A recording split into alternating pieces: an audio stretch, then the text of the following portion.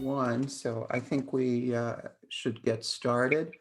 I would like to call the special meeting of the Risk and Audit Committee to order.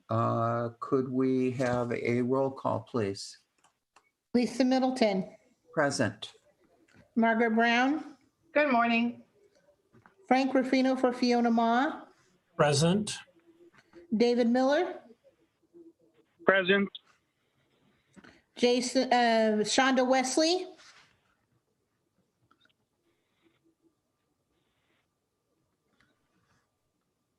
Betty Yee. Here. Madam Chair, I have everyone in attendance with the exception of Shonda Wesley. All right, thank you. Next item, I would like to call for an executive report from Ms. Timberlake Diamano. Good morning, Madam Chair, Mr. Vice Chair, committee members and board members. Marlene Timberlake Diadamo, CalPERS team member. The CalPERS Board of Administration has delegated to the Risk and Audit Committee the authority to conduct the selection of the board's parallel valuation auditor and to recommend the finalists to the board. On April 15th, 2021, CalPERS released the RFP number 2021-9054 to seek vendor participation to perform parallel valuation and certification services to the board for a 3-year period beginning August 1, 2021. Today's agenda item is the solicitation for third-party valuation and certification of annual actuarial reports, finalist interviews, and finalist selection. The next Risk and Audit Committee meeting is scheduled for June 15th, 2021, and includes the Office of Audit Services Plan for 2021-22, the Independent Auditor's Annual Plan, and the Annual Compliance Report for 2020-2021. Thank you, Madam Chair. This concludes my report, and I would be happy to take any questions. All right. Are there any questions for Ms. Timberlake Diamano? Seeing none. Thank you. Today, the Risk and Audit Committee is interviewing finalists for the parallel actuarial valuation and certification services request for proposal number 2021-9054. In accordance with the RFP, the committee will determine an interview score for each finalist using the trimmed average scoring methodology. If there are I see that there are other members of the board who are present who are not a part of the committee. We welcome you and we're glad that you are with us. Today's interviews will be a little different from the traditional committee meeting, and I want to set expectations at the outset. During today's interviews with each of the firms, only committee members will be asking questions. Non-committee members are welcome to observe the interviews, but I'd ask that you please hold your comments and thoughts until all interviews are complete. Once the committee has finished interviewing each of the firms, we'll move on to scoring each finalist interview and selecting a finalist to recommend to the Board of Administration. At that point, it's appropriate for feedback and comment from non-committee members. At this time, I would like to ask Fritzi Archuleta, Deputy Chief Actuary, to provide a summary of RFP activities to date and logistics of the interview process. Ms. Archuleta. Thank you, Madam Chair. Fritzi Archuleta, CalPERS team. CalPERS has received 6 proposals by the final filing date of May 20th, 2021. 5 of the 6 proposals passed the technical proposal evaluations and had their fee proposal opened and scored. The 5 finalists, Buck Global LLC, Chiron Inc., Gabriel Roeder Smith & Company, Milliman Inc., and the Siegel Company were invited for the oral interviews as scheduled today. I would like to take the time to update the committee on the preliminary total scores of the firms based on the highest to lowest scores. Buck Global received 140 points for their technical proposal score, 300 points for their fee proposal score, and 50 DVBE incentive points for a preliminary total of 490 points. Chiron Inc. received 161 points for their technical proposal score, 230 points for their fee proposal score, and 30 DVBE incentive points for a preliminary total of 421 points.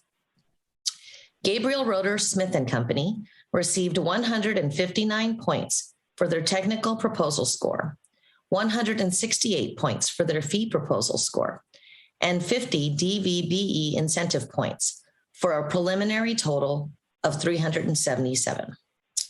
Milliman Inc. received 159 points for their technical proposal score, 195 points for their fee proposal score, and 50 DVBE incentive points for a preliminary total score of 404 points. And the Siegel Company received 170 points for their technical proposal score, 177 points for their fee proposal score, and 0 DVBE incentive points for a preliminary total score of 347. Each finalist will be allotted up to 30 minutes for the interview, 5 minutes for presentation, 20 minutes for the interview questions from the committee for questions and answers. All finalists will be given the same questions. If needed, the committee will have an additional 5 minutes for clarifying or follow-up questions based on the finalist interview responses. At the conclusion of the interviews, the committee will submit their separate scores via the email template that you should have already received from OSSD using the trimmed average scoring methodology. Using the trimmed average scoring methodology, will require all committee members to submit a score on a scale from 0 to 5 for each finalist. Staff will remove the highest and lowest scores from the committee members and find the trimmed average score of the remaining committee members' scores. The trimmed average will then be multiplied by 100, resulting in the finalist interview score for each firm. The maximum points is 500. The interview scores will be collected and combined with the preliminary total scores to determine a total score for each finalist. The committee will then be asked to make a motion recommending the board award the contract to the finalist with the highest total score, subject to final negotiations and satisfaction of all requirements. This concludes my report. I can answer any questions if any come up. Thank you. Thank you, Ms. Archuleta. Are there any questions for Ms. Archuleta? All right. I want to remind the committee that once we start, we do ask that you stay through the entire process in order to be fair to all of the candidates. I would now ask that roll be taken so that the record reflects the committee members present and participating in the interview selection process. Ms. Hopper? Lisa Middleton, Present. Margaret Brown, Here. Frank Ruffino for Fiona Ma, Here. David Miller, Here. Shonda Wesley, Betty Eve. Here. Madam Chair, all is in attendance with the exception of Shonda Wesley. For committee members, we have 7 standard questions that are to be asked, and I would like each one of us to have an opportunity to participate in asking questions. So I'm going to ask Mr. Miller to ask questions number 2 and 6, Ms. Brown to ask question number 3, Mr. Ruffino to ask question number 4, and Ms. Yee to ask question number 5. I will ask the first and the last questions. Are there any questions on that? All right, thank you. Let me see. All right, and we've just got confirmation that Shonda will not be joining us today. So move to my book.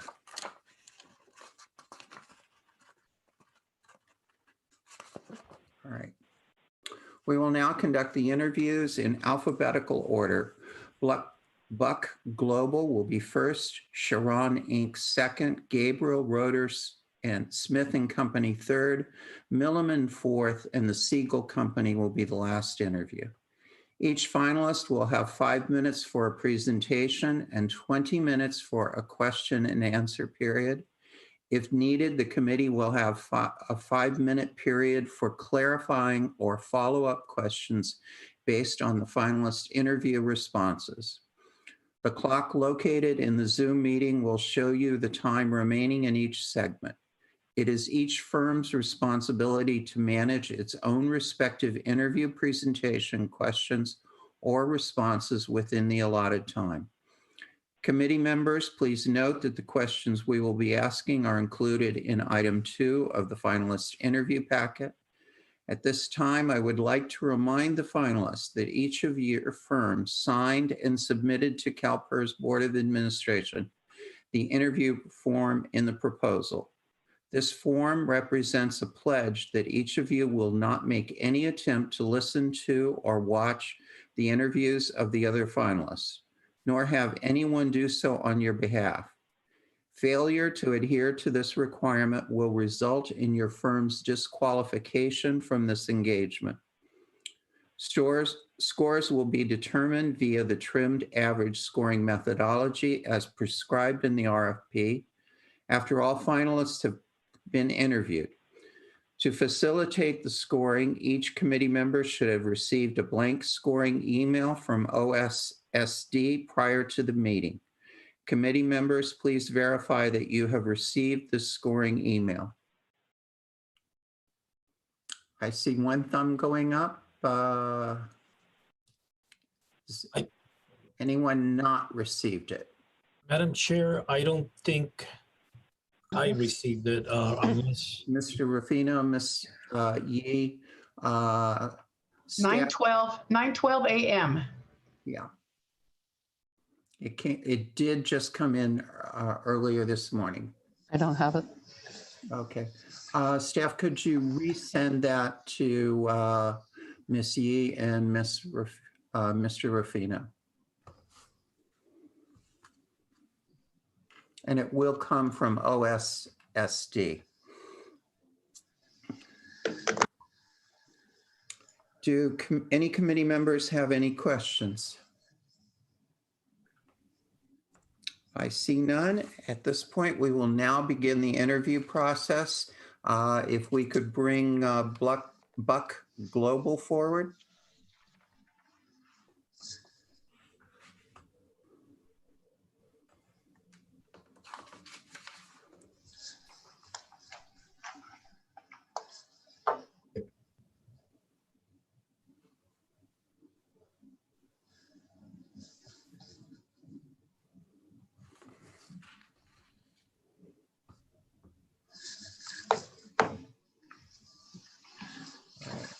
Do we have everyone present from Buck Global? All right. Then I would like to give you 5 minutes for your presentation. There is a clock that is in the Zoom. Please monitor that clock. Following the 5-minute presentation, we will have approximately 20 minutes of Q&A for you. And with that, thank you. All right, thank you so much. My name is Tanya Manning, and I'm going to kick things off for Buck to first tell you a little bit about Buck and a little bit about our team. But very first, I'm going to thank you so much for this opportunity to bid for this work and to meet with you and present with you today. It is quite an honor. At Buck, as I mentioned, I am Tanya Manning, and I serve as the practice leader and chief actuary for the wealth practice. This is the practice that would be serving you if we were honored to serve in this role that is being presented today. Under me and part of the team we have with us today is David Driscoll. And David Driscoll is a fellow actuary and also a leader in the public plans actuarial profession, both with regards to his public plan knowledge as well as his attention and understanding of professionalism, serving on the actuarial board of counsel and discipline, and has served in many roles regarding the actuarial standards board and professionalism. He has over 30 years of experience in the profession. We also have David Kirshner, another fellow actuary who will be partnering with David to serve the account, and Brett Hunter, who is an associate actuary who will be supporting and overseeing the technical aspects of the work. So a little bit about Buck. I just want to emphasize that we have been in the public plan work since our inception. So over 100 years, we have been devoting our service to the plans that are rewarding those who serve public entities. We have over 200 public plan clients that we have served, and we have multiple, we have an average tenure with those clients of 22 years and 3.7 million plan members served. So we've got a lot of experience, and we're happy to say that we have previously served CalPERS, where the assignment being considered today. We want to also note that we have added to the team that has served CalPERS in this capacity before. Brett will continue on the team, as well as some other folks, to make sure that you have that continuity, which is very important for something as complex and as important as this assignment. But we've added David Kirshner. He would be new to the team to provide an added layer of expertise and for a fresh perspective to make sure that you're getting all of the best ideas and work out of Buck for this assignment. We have also reassigned our DVVE technology support for this as well. We want to make sure that you are getting that fresh look, but you're also getting the continuity and understanding of the work that we've already provided. We also, as my role as the executive sponsor for CalPERS, I will be making sure that everyone on the team is serving you appropriately and that you're getting all that you need and meeting with you if there's any issues or concerns.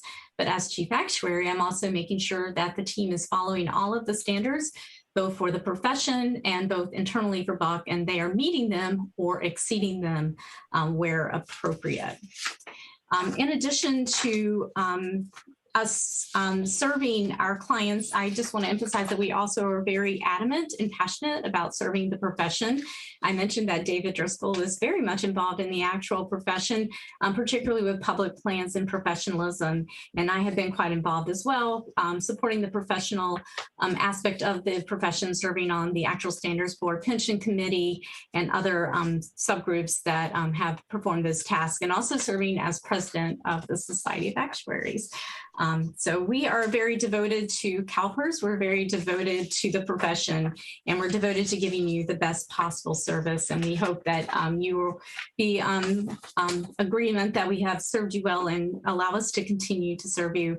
We did at the end of our prior contract reach out to get specific feedback on how we performed in the services. And I was very happy to hear directly that that the staff at CalPERS was very much pleased with the service that we provided, noting in particular how quickly David was responding to any questions that they had. He is very quick to respond, and also pointing out that he did an excellent job of presenting very technical and complex information that was understandable at various levels of knowledge and understanding.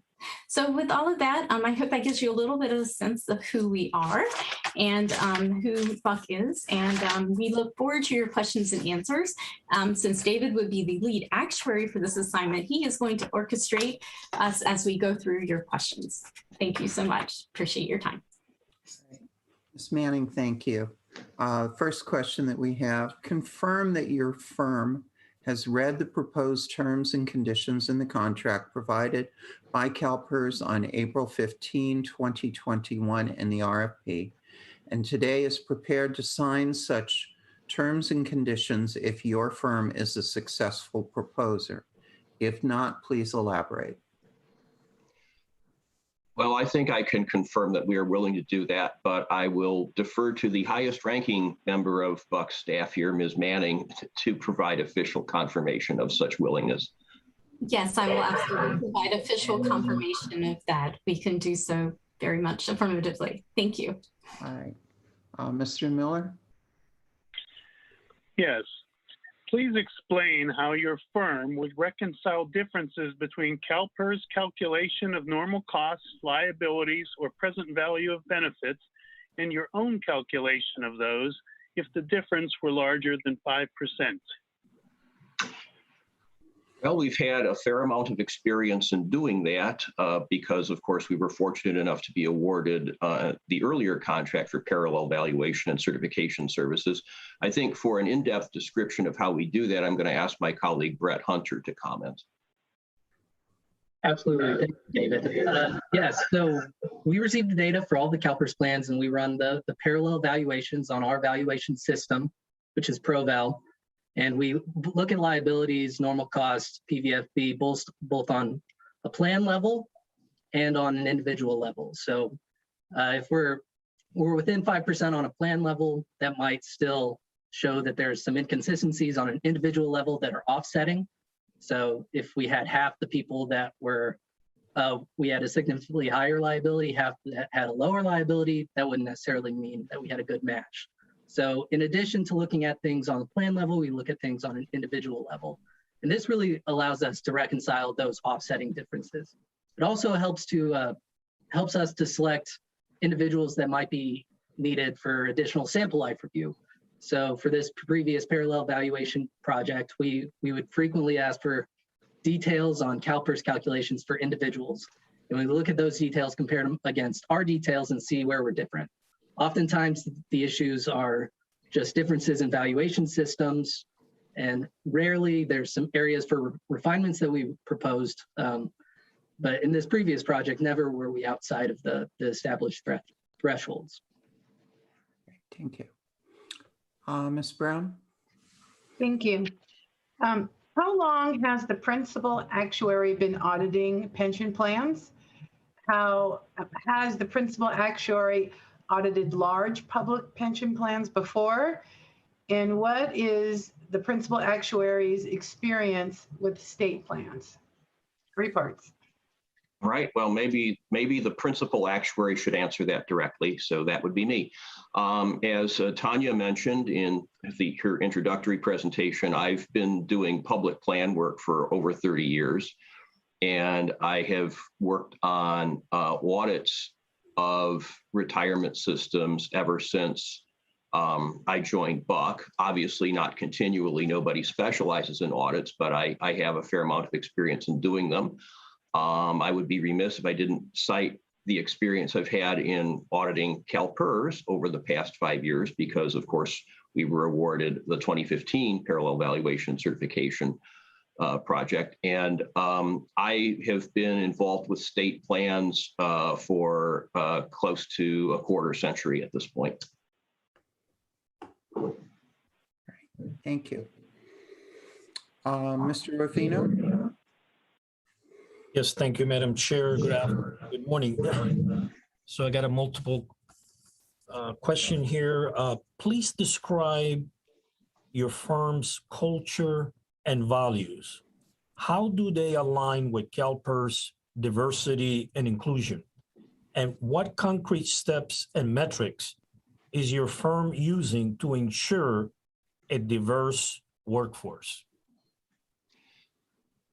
I think we can provide a very good answer to that, and I believe Tanya would have to be considered the most expert member of the panel today to talk to that issue. I don't know if you noticed I was anxious and waiting to answer this because it's something I'm very excited and actually very passionate about. We feel that our mission at Buck is very closely aligned with CalPERS, particularly on the diversity and inclusion. And I'm very happy to say that we have established employee service groups. And one of the groups we have is focused on our diversity. And we've established a Black Leadership Council, which has been directly connected to our executive leadership team, making sure that we are informed and educated and aware. And we have been having a series of events over the last few years or the last year to make sure that we are getting that information and having those important conversations. I personally am the executive sponsor for the Women Empowered at Buck, which is something I'm super passionate about, having women in leadership roles. And I also chair the women in the women's community, women in consulting community for the Conference of Consulting Actuaries with the same goal, but expanding on that in the actual community in the US. And I am also leading a task force that's focused on diversity and inclusion for the international profession as part of my role of leadership, being past president for the International Actuarial Association. All of my work is supported very much by Buck, but we are very passionate about this. I am super passionate about it, and we are very dedicated to making sure that we not only have a diversified company, but we have a diversified profession for actuaries as well. So I hope that answers your question. I could go on, but David won't let me. I need to be tidy with my time.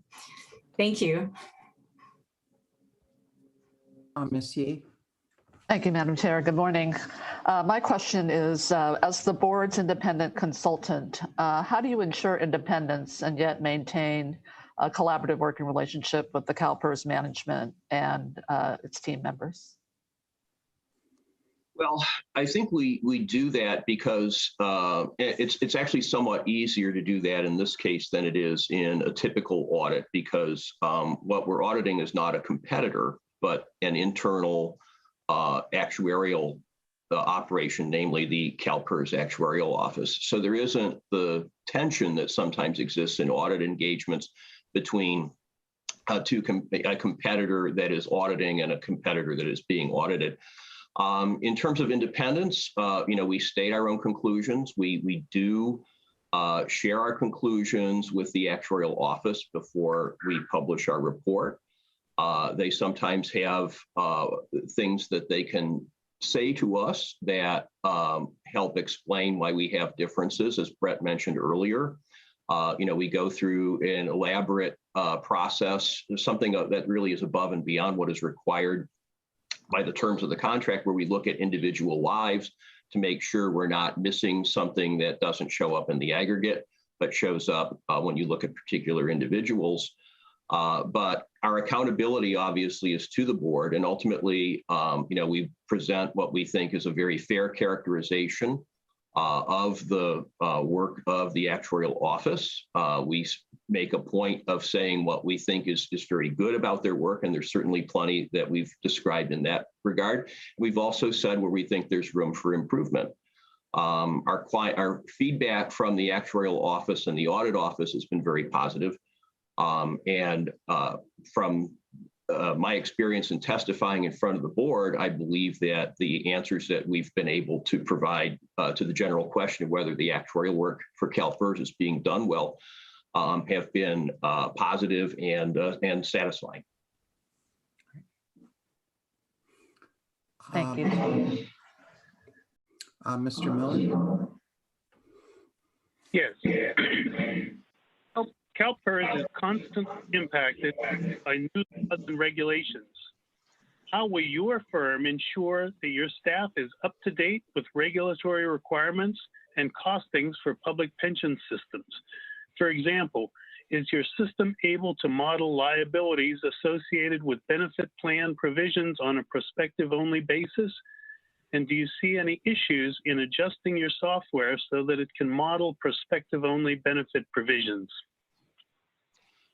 I think the short answer to that question is yes. I'm going to turn to my colleague, David Kirshner, who likes to get into the technical details of things and certainly has a lot of experience in dealing with regulatory change and public plans. Thanks, David. Excuse me. That's right. Our system, as you know, most public sector plans,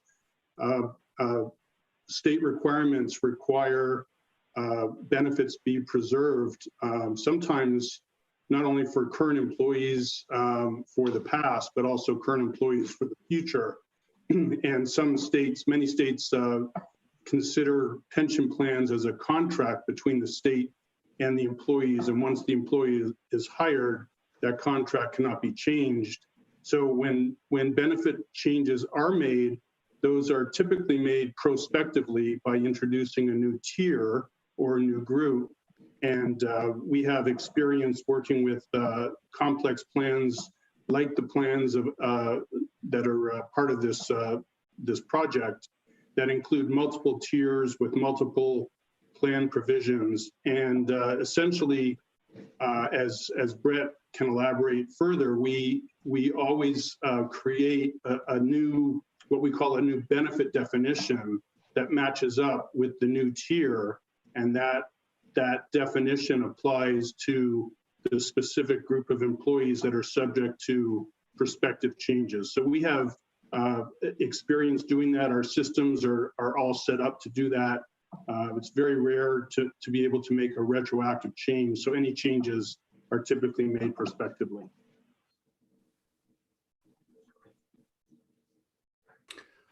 Let me ask the last of our patterned questions, which for your firm, you're currently serving as our parallel external actuary.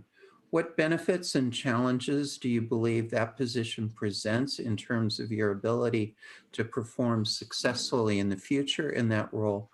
How would you overcome any challenges? Well, I think the benefits are that we're very familiar with your plans already. We've achieved a high level of matching with your valuations.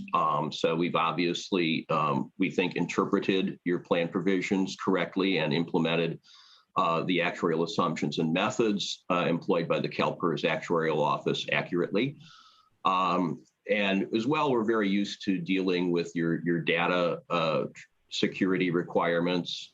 Brett, obviously, of the four of us who are here today from Buck, knows in great detail in what format the data is provided. So there's very little in the way of a learning curve for us to climb.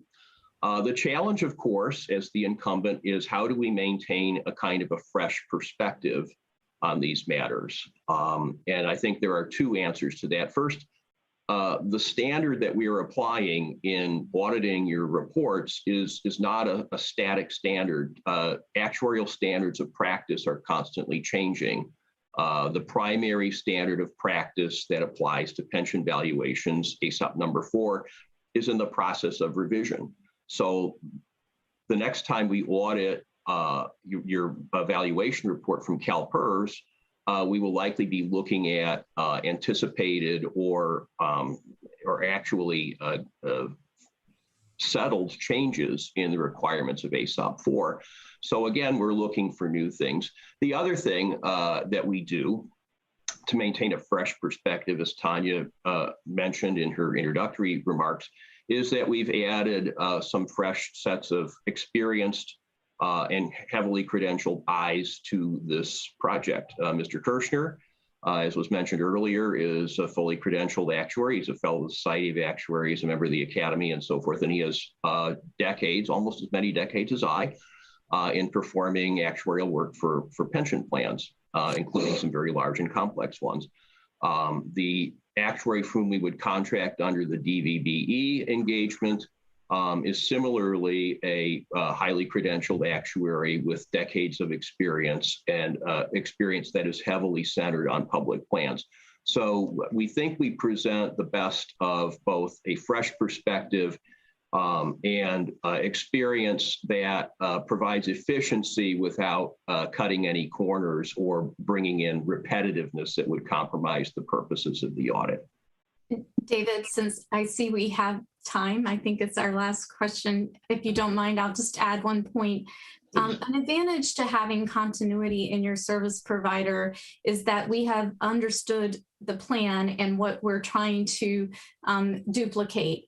So we can take out the noise, so to speak, of what might not be clear to a new firm. We understand what it should be and how the plan works, so that if something is not looking right, it's not noise, so to speak, it's differences in systems. We know when there is a real issue that is there, because we have figured out what to expect and what is not expected when we're comparing our system to the CalPERS system. So I see that actually as a big advantage. We have gotten through all of this is how you do it and we do it, and we can match it up. So if there really is a difference in the thing that needs to have our special attention and your special attention, we can quickly get to that because we've already gotten that baseline. But we don't want to sit and think of everything we did as the perfect answer. We do have David Kirshner coming in, and David is no pushover, and he is going to be very involved in making sure that we are doing everything to his standards, as well as David's standards, Buck's standards, et cetera. So thank you for allowing me to add to that response. Thank you. Thank you. If I may just add just one more comment.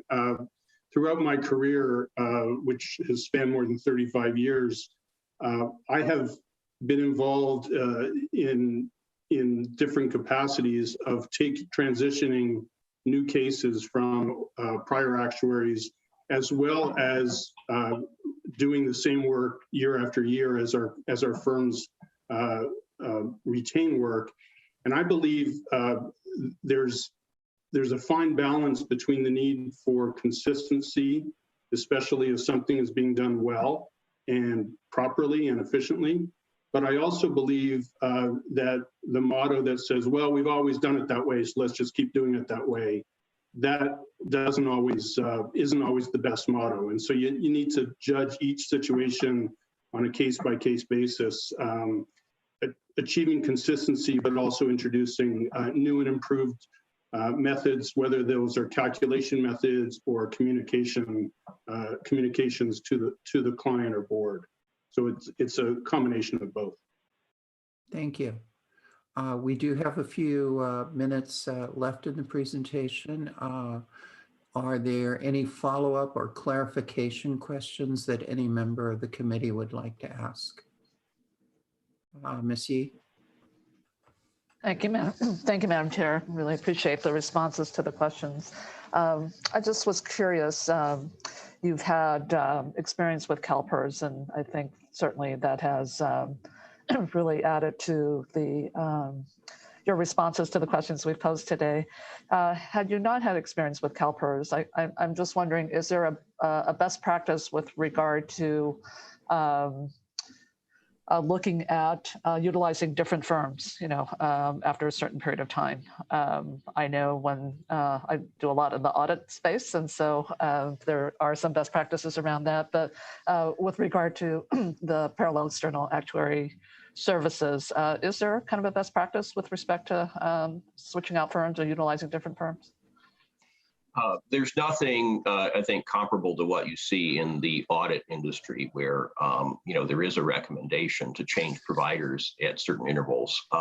As I say, we think here we bring still a fresh perspective and expertise and experience that's useful in getting the work done efficiently. But no, there is.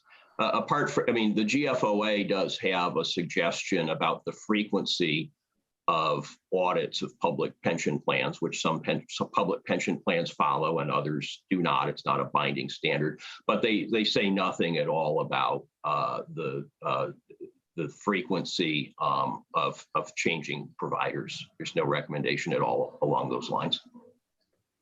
Thank you. Are there any other questions, follow-up, or clarification from members of the committee?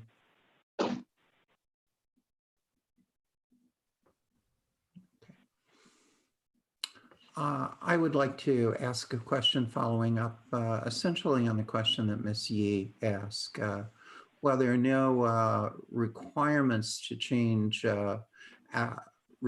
actuaries on an interval basis, what are the kinds of steps that you would take to ensure that the individuals who would be performing the audit are looking at the issues and individuals with fresh and objective eyes? Well, I think we would do that, in part by the staffing changes in the engagement from the prior contract that we've talked about. As well, we're certainly aware that we have to look at standards in place as we do each audit. So again, we're not doing the same thing over again in any case. Beyond that, there are some aspects of the process that lend themselves to being changed from the prior engagement. For example, in the public agency valuation, there's a sampling process that is used that has to be agreed upon by the actuary engaged to do the project and the actuarial office. If, for example, agencies that were randomly selected for inclusion in tasks 1 and 3 1 and 4 rather, of the prior engagement were to be excluded so that you made sure that the 10 randomly selected, minimum of 10 randomly selected agency valuations this time were different from those that were looked at last time. That could be a condition. So there are a number of ways to build in freshness to the audit process, even if you're working with the firm that held the earlier engagement. I think that there's differences in the system that's being used on our end versus yours. So that would be consistent, but there's also a difference in how you're selecting and how you're evaluating what is selected. And the selection process would be varied, not could be, but would be varied. As David indicated, that's just smart practice, and that's just how we would operate. Whether we were new to CalPERS or different, we would make sure that we are providing a variance in the way that we're selecting the lives. That's just critical, and that is just good practice. As far as evaluating the lives, that's where we get into having an additional set of eyes and additional perspective on making sure that what Brett digs into, we find and we are communicating and identifying properly, using David Kirshner as another professional with his perspective. So you'll have the same system going back and forth, and that gets to the efficiency so that you are better narrowing in on what are real differences that really need to be understood. And then you have a different selection of the sample lives and a different evaluation that provides that fresh perspective. I do understand completely, and I've been asked this before about the advantages of getting different firms, but I think that we would be very well positioned to provide you actually an elevated look at this, because we can use that baseline knowledge we already have. I hope that's helpful. Thank you. Thank you. Last opportunity for anyone on the committee to ask any further questions. Seeing none. You've got a little over a minute left. You don't have to use every minute that is allotted to you, but if there's anything you would like to say in closing, please, you're welcome to do so. Well, I think I would just say that, we've worked very well, we feel, with CalPERS over the past 5 years in doing this type of work. We think we can continue to do it well, bringing a fresh perspective, and also the advantages and efficiency and a short learning curve of incumbency.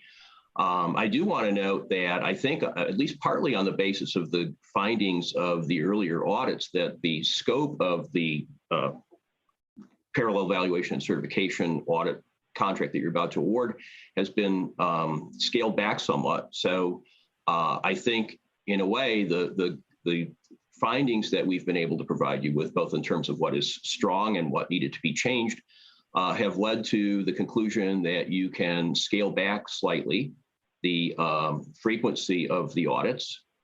So in a way, the good work that we've done has enabled you to save money while simultaneously providing you with the assurance that you have very, very good work coming from your actuarial office.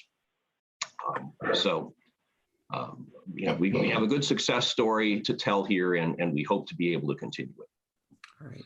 Thank you. Thank you all. And we appreciate your time. We've got 4 more interviews to do today. So thank you. Good luck with that. Thank you so much for the opportunity. Thank you. All right. So Thank you. I have been asked if we could take a short break, and given that we need to move one set of panelists out and another set of panelists in, why don't we take a very quick 5-minute break, and I would like to start back on time at 10:20.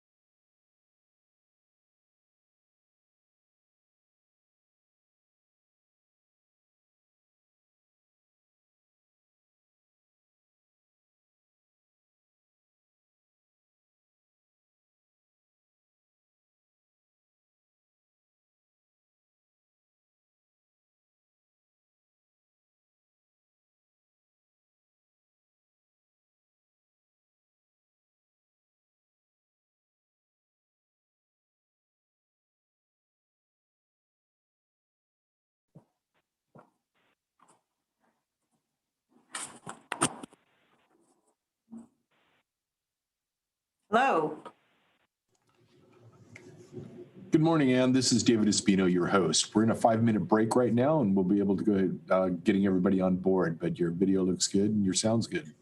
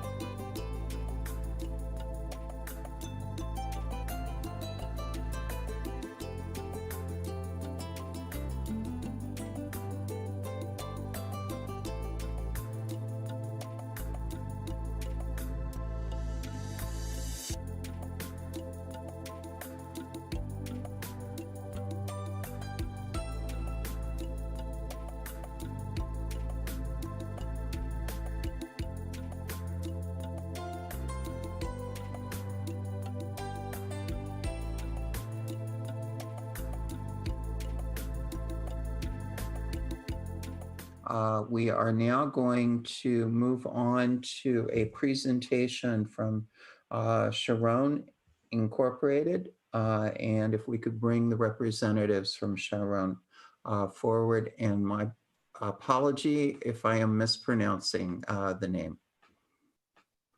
Hello.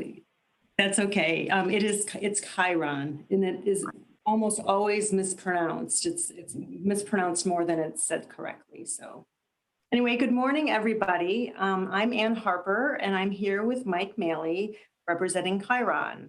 But before we get started, I'd like to say thank you to the board for giving us this opportunity to present today for your actuarial review contract, where it's very much appreciated. So in the next 5 minutes, we are going to give an overview of Chiron. I'm going to introduce you to the proposed consulting team. And then Mike is going to talk briefly about his specialized role within Chiron and how he fits on our team. So Chiron was formed back in 2002 from a group of consultants from an international firm. We have 7 offices nationwide, and it's an employee-owned firm. There are 2 offices here in California, one in the Oakland area and one down in San Diego. There are about 100 employees, and 70% of those employees are credentialed actuaries, which is a high percentage in our industry. And this is due to the fact that 100% of our revenues come from actuarial consulting services. We don't do anything else. That's what we specialize in, and most of those consulting services are for public sector or jointly trusteed pension plans. Our proposed team is myself, Ann Harper, and I work in the San Diego office.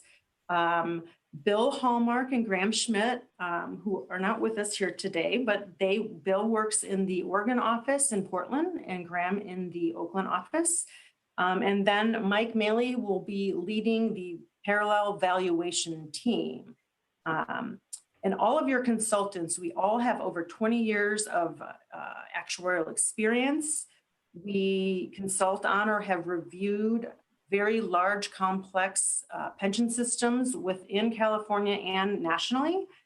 We speak at CalPERS, SACRS, and national conferences such as NCPERS and at the International Foundation. And specifically, Graham Schmidt's one of the members on the California Actuarial Advisory Panel, the CAP.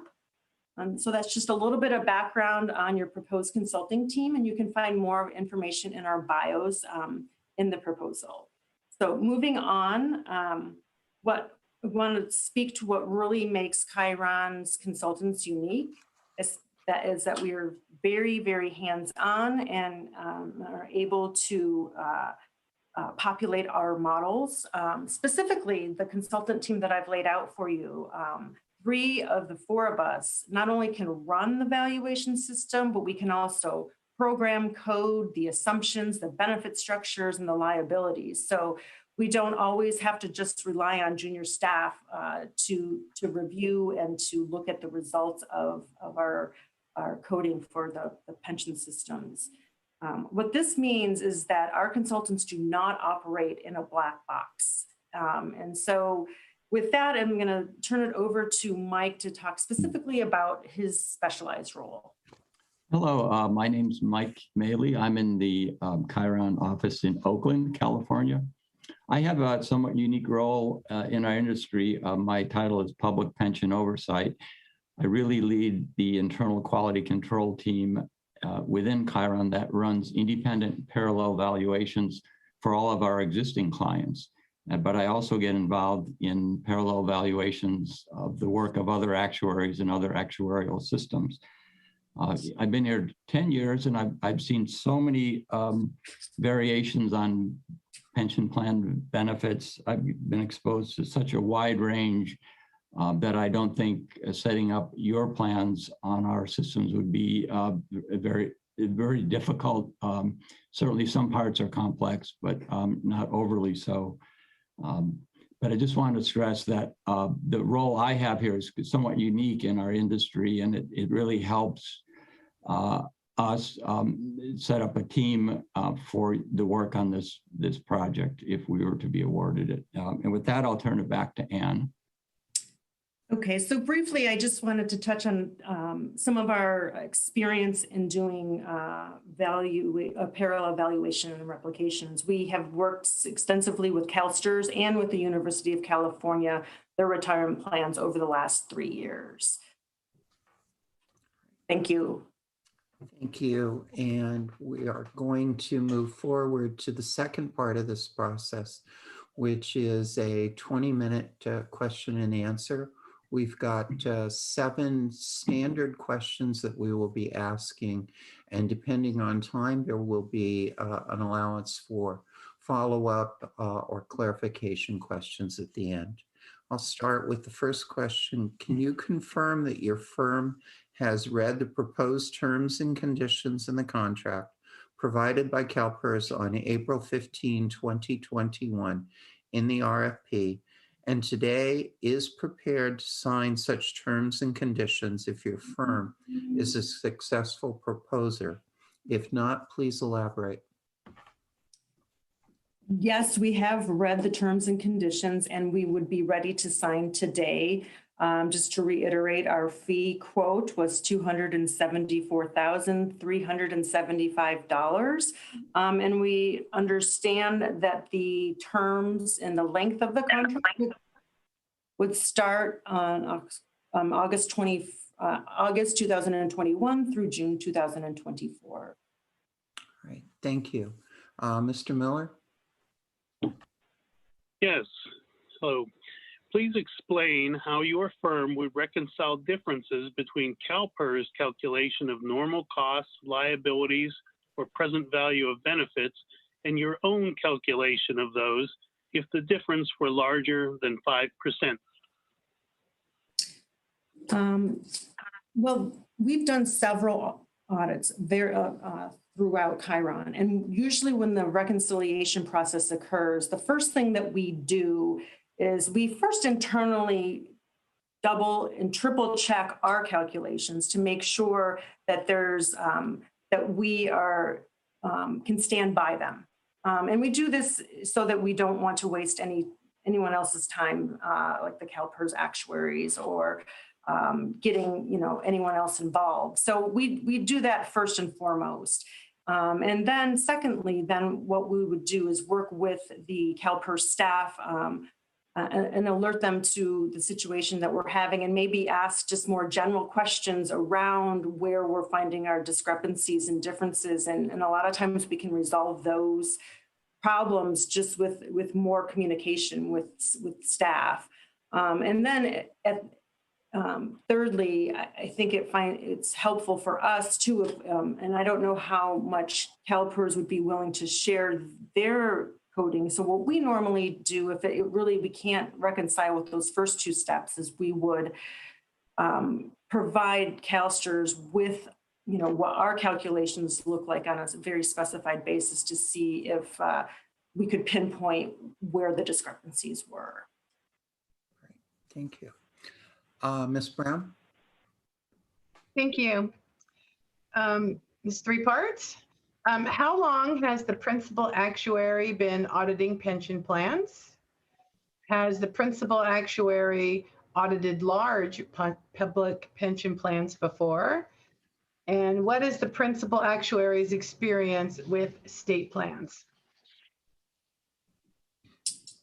Okay, so I am the principal actuary on this account. I have been auditing or reviewing large systems since 2002 here in California.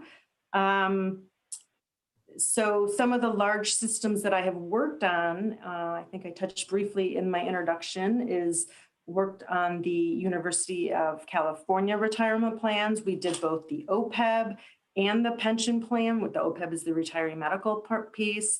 We actually looked at also the 415B, or it's called the 415M excess benefit plan. I've also worked with CalSTRS on their experience study and parallel valuation. And as far as statewide plans, I've conducted several audits on the 37X systems, just finished up with Kern. We've done Orange County, San Mateo County, San Diego County, San Bernardino County, and also just recently I was the lead on the Los Angeles Employees Retirement System parallel valuation. I would just point out that I'm not the principal actuary on this work, but in the last 2 years, I've done parallel valuations for CalSTRS, all 5 of their plans, and the New York State Teachers Retirement System. Okay, thank you. Mr. Ruffino? Thank you, Madam Chair. Good morning. I have a 2-part question. Please describe your firm's culture and values. How do they align with CalPERS diversity and inclusion? And what concrete steps and metrics is your firm using to ensure a diverse workforce? So our firm's culture and values is definitely very open and diverse. And I can speak specifically to being a woman on a high level consulting actuary in our firm. And we have almost 50-50 in terms of women to men ratio in our company. And we also have a large majority of our shareholders are also women. And so just speaking specifically to that, we do, in terms of recruiting, we follow all of the guidelines, the national guidelines where you cannot discriminate. And so when we do go to universities, which have a higher percentage of minorities to do some of our recruiting.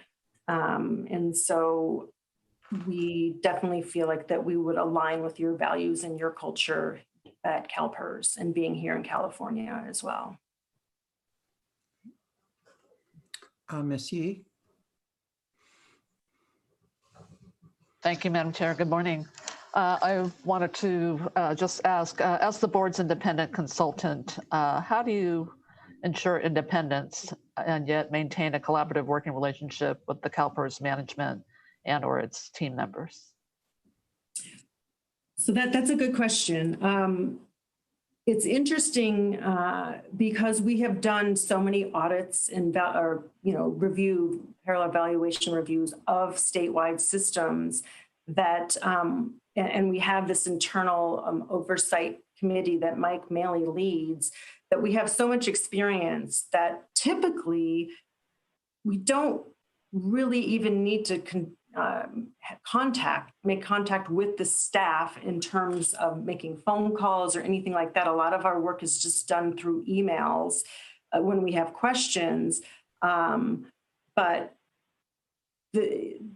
in terms of that independence, I think that is key in that we don't need to actually, in the past, have had to rely heavily on staff to conduct our work because we're so have so much expertise with these systems. But in the case where we would have to collaborate or maybe reconcile issues more to maintain independence, it would be helpful. And I think this is typical, is where any correspondence that we would have with staff, we would also CC the relevant members of the audit committee on those email chains so that there's kind of an oversight to the communication that's going on between us and our staff. Madam Chair, is this appropriate for a follow-up or should I wait till the end? I'd like to follow up now. I think we do have time for that. Is that okay? Okay, great. So I'm sorry, Madam Chair. I'm sorry. This is Robert Carlin from the CalPERS Legal Office. I think we should stick to the standard questions for this period, and we will have all the firms have an opportunity for a follow-up 5-minute period of time. So you'll have the opportunity to ask that question when we come to that part of the presentation. Great. Thank you, Mr. Carlin. Thank you. So with that, we will go to Mr. Miller. Thank you. CalPERS is constantly impacted by new laws and regulations. How will your firm ensure that your staff is up to date with regulatory requirements and costings for public pension systems? For example, is your system able to model liabilities associated with benefit plan provisions on a prospective-only basis? And do you see any issues in adjusting your software so that it can model prospective-only benefit provisions?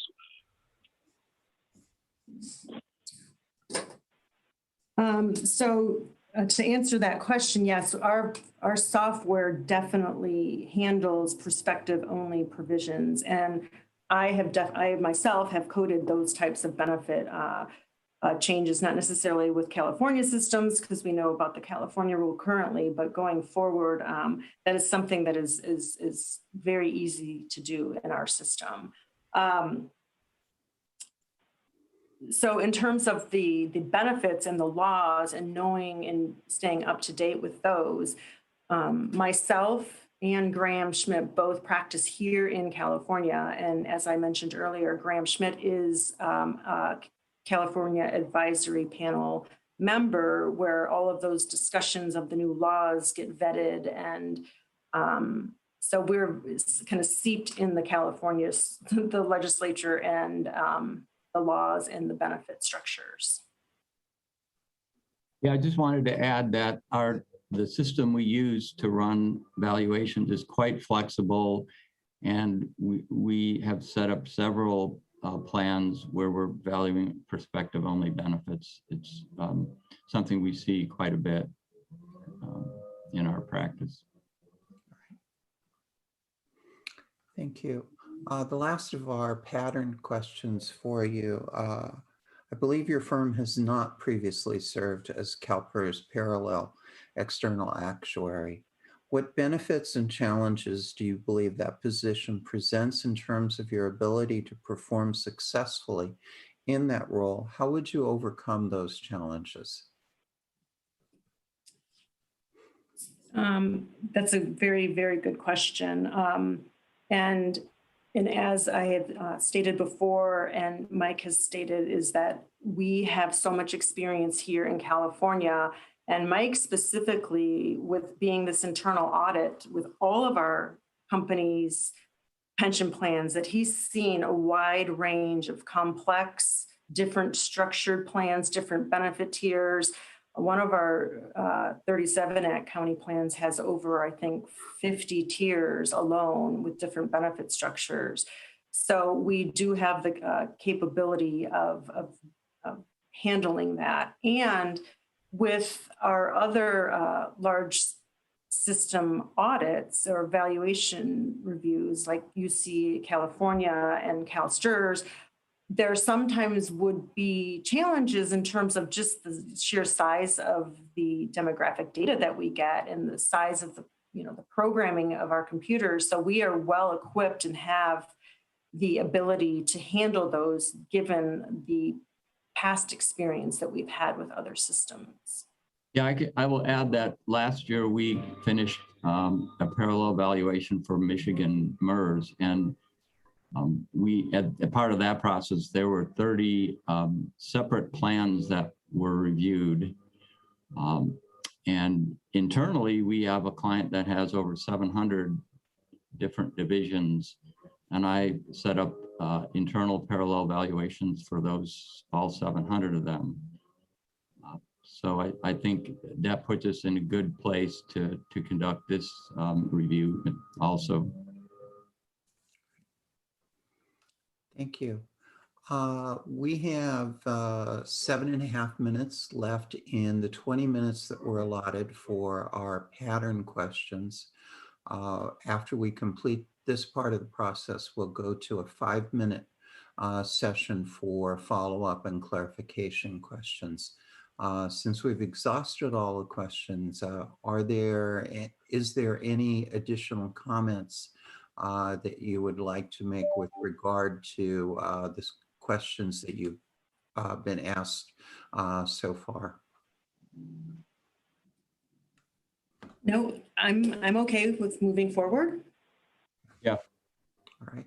With that, we will reset the clock then for 5 minutes, making it available for follow-up and clarification questions. And I will begin with Ms. Yee. Thank you, Madam Chair. I wanted to just ask 2 questions, actually. One is with respect to just working collaboratively with the CalPERS management and its team members. As a new firm coming in and serving as the parallel external actuary, can you just describe what that initial engagement would look like? Just to kind of set the tone for what that working relationship will be going forward? Sure, yeah. So whenever we have a contract like this, or we win new consulting work, we have our team meet with on a Zoom call nowadays with the staff and management, and would have a kickoff call. And on that kickoff call, what we typically do is we go through all of the timelines, the deliverables. And since this is a 3-year contract, I wouldn't envision us going through a whole 3 years of the timeline, and maybe take one project at a time, which the first one would be the public agencies. And just to establish what those deliverables would look like, when each group would be responsible for providing the deliverables, meaning when Chiron would be responsible for providing results, and when they, maybe CalPERS staff would be responsible for when they would be giving us, data that we would need to use. So that's all taken care of on this initial kickoff call that would occur. Great. Does that answer your question? Yeah, I was just curious about just the expectation about any kind of ongoing collaboration in terms of the nature of the work and carrying out the tasks of the agreement. So, right. Okay. And then secondly, in your experience in this industry, is there a best practice with regard to utilizing different firms? So in other words, is there kind of a period of time after which CalPERS ought to think about refreshing the firms that we use? I'm not sure that there's necessarily a best practice. I think each board independently just, makes decisions on who they will hire to perform these replication valuations. I do, however, feel that hiring new consultants or new actuaries does give you a fresh set of eyes looking at your plan, and a fresh set of eyes, going through the process and coding and doing the calculations that can sometimes be invaluable, just because sometimes when you have someone newer looking at it, I don't want to, maybe the other firms just tend to go through the motions with whatever they have set up in terms of their programming. So I think it is important to have a fresh set of eyes every so often to review. Great. Thank you, Madam Chair. Other members of the committee who would like to ask follow-up or clarification questions?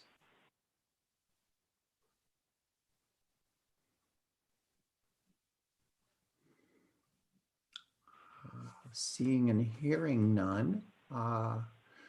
Ms. Harper, Mr. Milley, are there any comments that you would like to make? You still have a little over 2.5 minutes.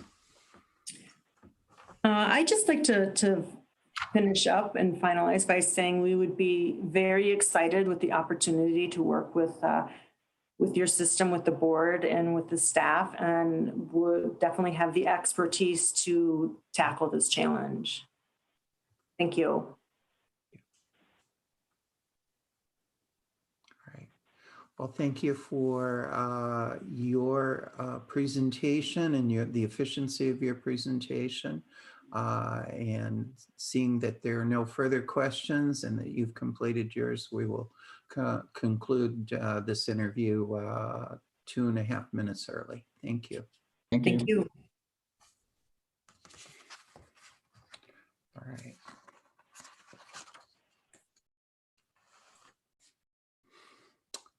Our next firm is going to be Gabriel Roeder Smith and Company. And if I'd like to move forward with that interview directly. So if staff could bring forward Gabriel Roeder Smith and Company.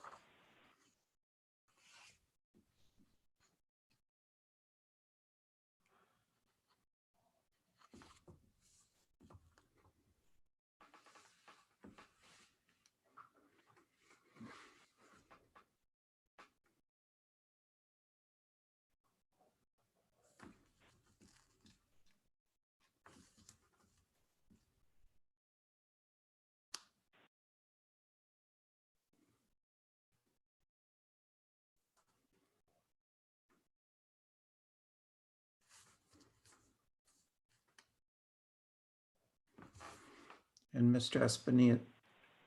Espino is bringing them forward. Hold on.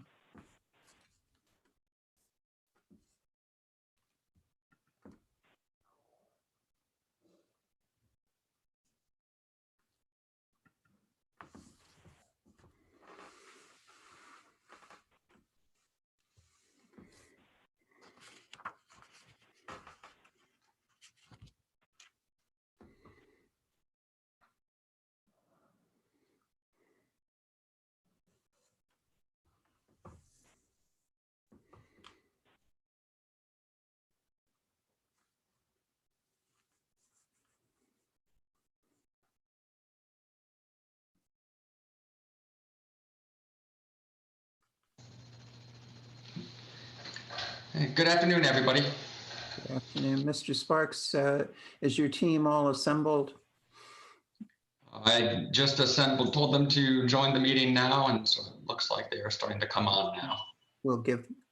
I think we're running a little bit early, so we want to make sure we give you time to bring everyone together.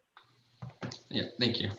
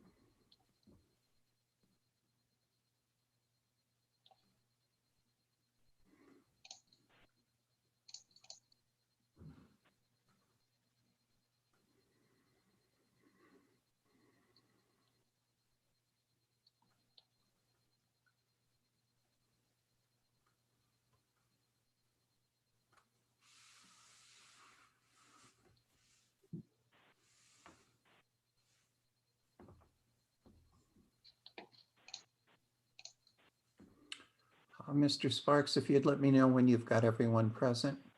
Yeah, currently I see 2 out of the 3, just waiting for 1 more to join.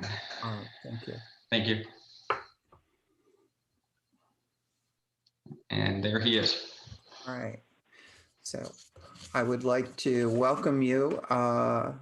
Your firm was asked not to view the interviews that preceded you. Can you confirm that, to the best of your knowledge, your firm did not view any of those interviews? Yes, we confirm that. To the best of our knowledge, we did not attend any of those interviews. All right, thank you. Gabriel Roeder Smith and Company, you're going to have 5 minutes to give your presentation. Afterwards, there will be a 20-minute time for 7 pattern questions, and we will conclude with the third part of our process that will be a 5-minute opportunity for clarification and follow-up questions from the committee. With that, staff will start the clock, and we would like to see your 5-minute presentation. Thank you very much for this opportunity to bid on this work. My name is David Couch. I'm the Chief Actuary of Gabriel Roeder Smith. Could I have the next slide, please? I'd like to tell you a little bit about our company, Gabriel Roeder Smith and Company. We are the public sector experts. Our firm is a national actuarial consulting firm established in 1938. We're 100% employee owned. We operate all over the country. In terms of our people, we have 135 employees with 66 public sector focused credentialed actuaries. That is the largest number of public sector actuaries, I believe, in any consulting firm in the United States. Our expertise is the public sector. The public sector is our core business. We specialize in pension, OPEB, retirement technology and healthcare specifically for the public sector, which again differentiates us from our competitors. That is our sole business. Next slide, please. I'm going to pass it on to Mita Drazilov to tell you a little bit more about our industry support. Mita? Thank you, David, and hello, everyone. We think our clients are extremely important, but as the leader in public sector consulting nationally, we think it's also very important for our firm to support the industry. And we do so both at an actuarial level as well as a system participation level. So for example, David Kaus, who you have just heard from, serves on the pension committee of the Actuarial Standards Board. I did from 2007 until about 2014. I also served on the full Actuarial Standards Board for 3 years as a pension member. David participated in the RPEC on the Society of Actuaries, which produces national mortality tables. We also have representatives both on the Conference of Consulting Actuaries Board, as well as the Public Pension Committee and the Retirement Benefit Subcommittee of the American Academy of Actuaries. Next slide, please. So even though we do support for actuarial organizations, we know that our systems are very important to us. So we also provide industry support with NASRA, the National Association of State Retirement Administrators, the Governmental Accounting Standards Board, the Governmental Finance Officers Association, as well as local agencies, for example, the Michigan Association of Public Employee Retirement Systems. We can consider ourselves thought leaders in the public sector actuarial community, and we try and do as best we can to give back to the community that's given so much to us. Next slide, please. And I'll turn it back to David at this point. Thank you, Peter. So I wanted to introduce you to the team, some of whom are here today. As I mentioned, I'm the Chief Actuary of Gabriel Roeder Smith. I will be serving the role of the Principal Actuary as defined in the RFP. And you've just heard from Mita Drazilov, who's going to be the Support Actuary. We're going to both be overseeing the work, should we be selected. We have Resource Actuaries listed. Judy Kermans and Brian Murphy are both senior consultants at Gabriel Roeder Smith, the current and past president of Gabriel Roeder Smith. And then we have our actuarial support, two of whom are here with us today. Actuarial support is Kurt Dawson, Rebecca Stilfer, who's on the call today, Shana Neeson, and James Sparks, who's on the call today. Again, we have, as I mentioned, we are the public sector experts. We work on public sector plans across the country, so we are very familiar with the actuarial audit process, the type of work that you're requesting. We also have specific CalPERS experience. Mita, Brian, and James have been working on a project with CalPERS regarding the experience study. And others of us have familiarity with the scope of the project as well. Next slide, please. Thanks, David. And David mentioned this briefly. So what differentiates GRS from the other firms that you're considering? Well, I think part of the reason is we're currently working with the CalPERS Actuarial Office to audit the experience study, which is going to be very important for at least two of the parallel valuations. Brian and myself have experience with CalPERS back in the late 90s. We worked on the actuarial evaluation system. The middle box there, GRS, is just the industry leaders. We just are. We have internal software valuation, and I see our time's up, so I want to adhere to the rules. And thank you for cutting off at the time limit. We will move on to the pattern questions that we have for you. That's going to be a 20-minute process. At the end of that, there will be an additional 5 minutes of opportunity for follow-up and clarification questions. First question for you. Confirm that your firm has read the proposed terms and conditions in the contract provided by CalPERS on April 15, 2021 in the RFP, and today are prepared to sign such terms and conditions if your firm is the successful proposer? If not, please elaborate. David, I think I'll take this question. We had our internal corporate staff look at the proposed terms and conditions. We had received no indication that we would not be willing to sign the proposed contract. So to the best of my knowledge, I think the answer to that question is yes. All right. I believe Mr. Miller's having some issues with his microphone, so I will cover for him and ask the second question. Please explain how your firm would reconcile differences between CalPERS calculation of normal costs, liabilities, and present value of benefits, and your own calculation of those if the difference was larger than 5%. David, let me start off with the answer and others can elaborate.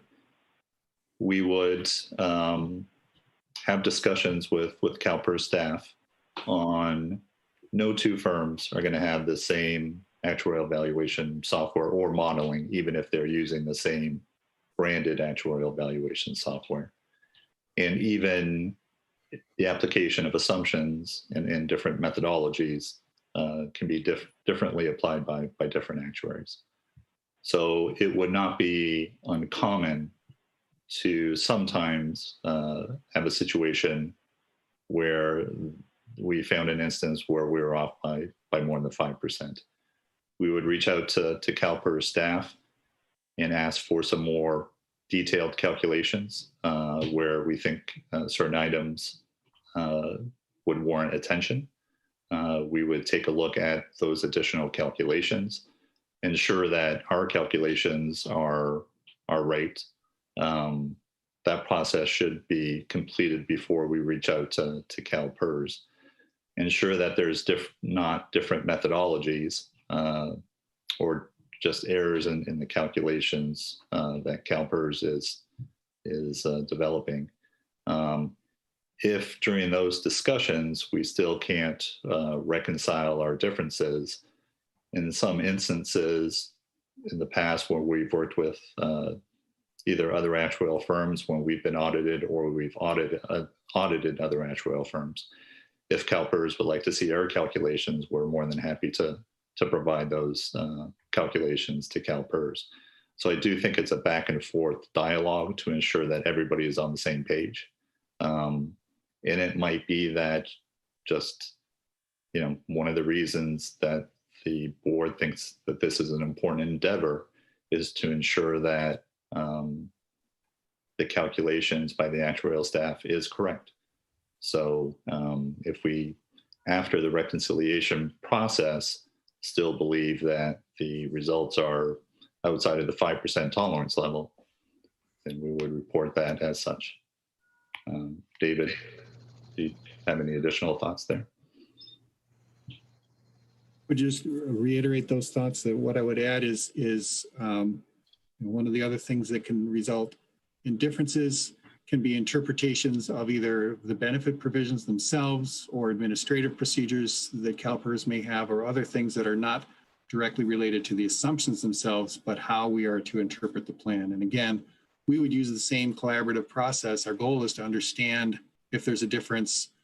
First of all, we want to understand what CalPERS is doing and what their interpretations of these various events are, and then make sure that we understand that and can reasonably replicate it. And again, any differences that occur, we just want to know why the differences occur so that we can report back on the results.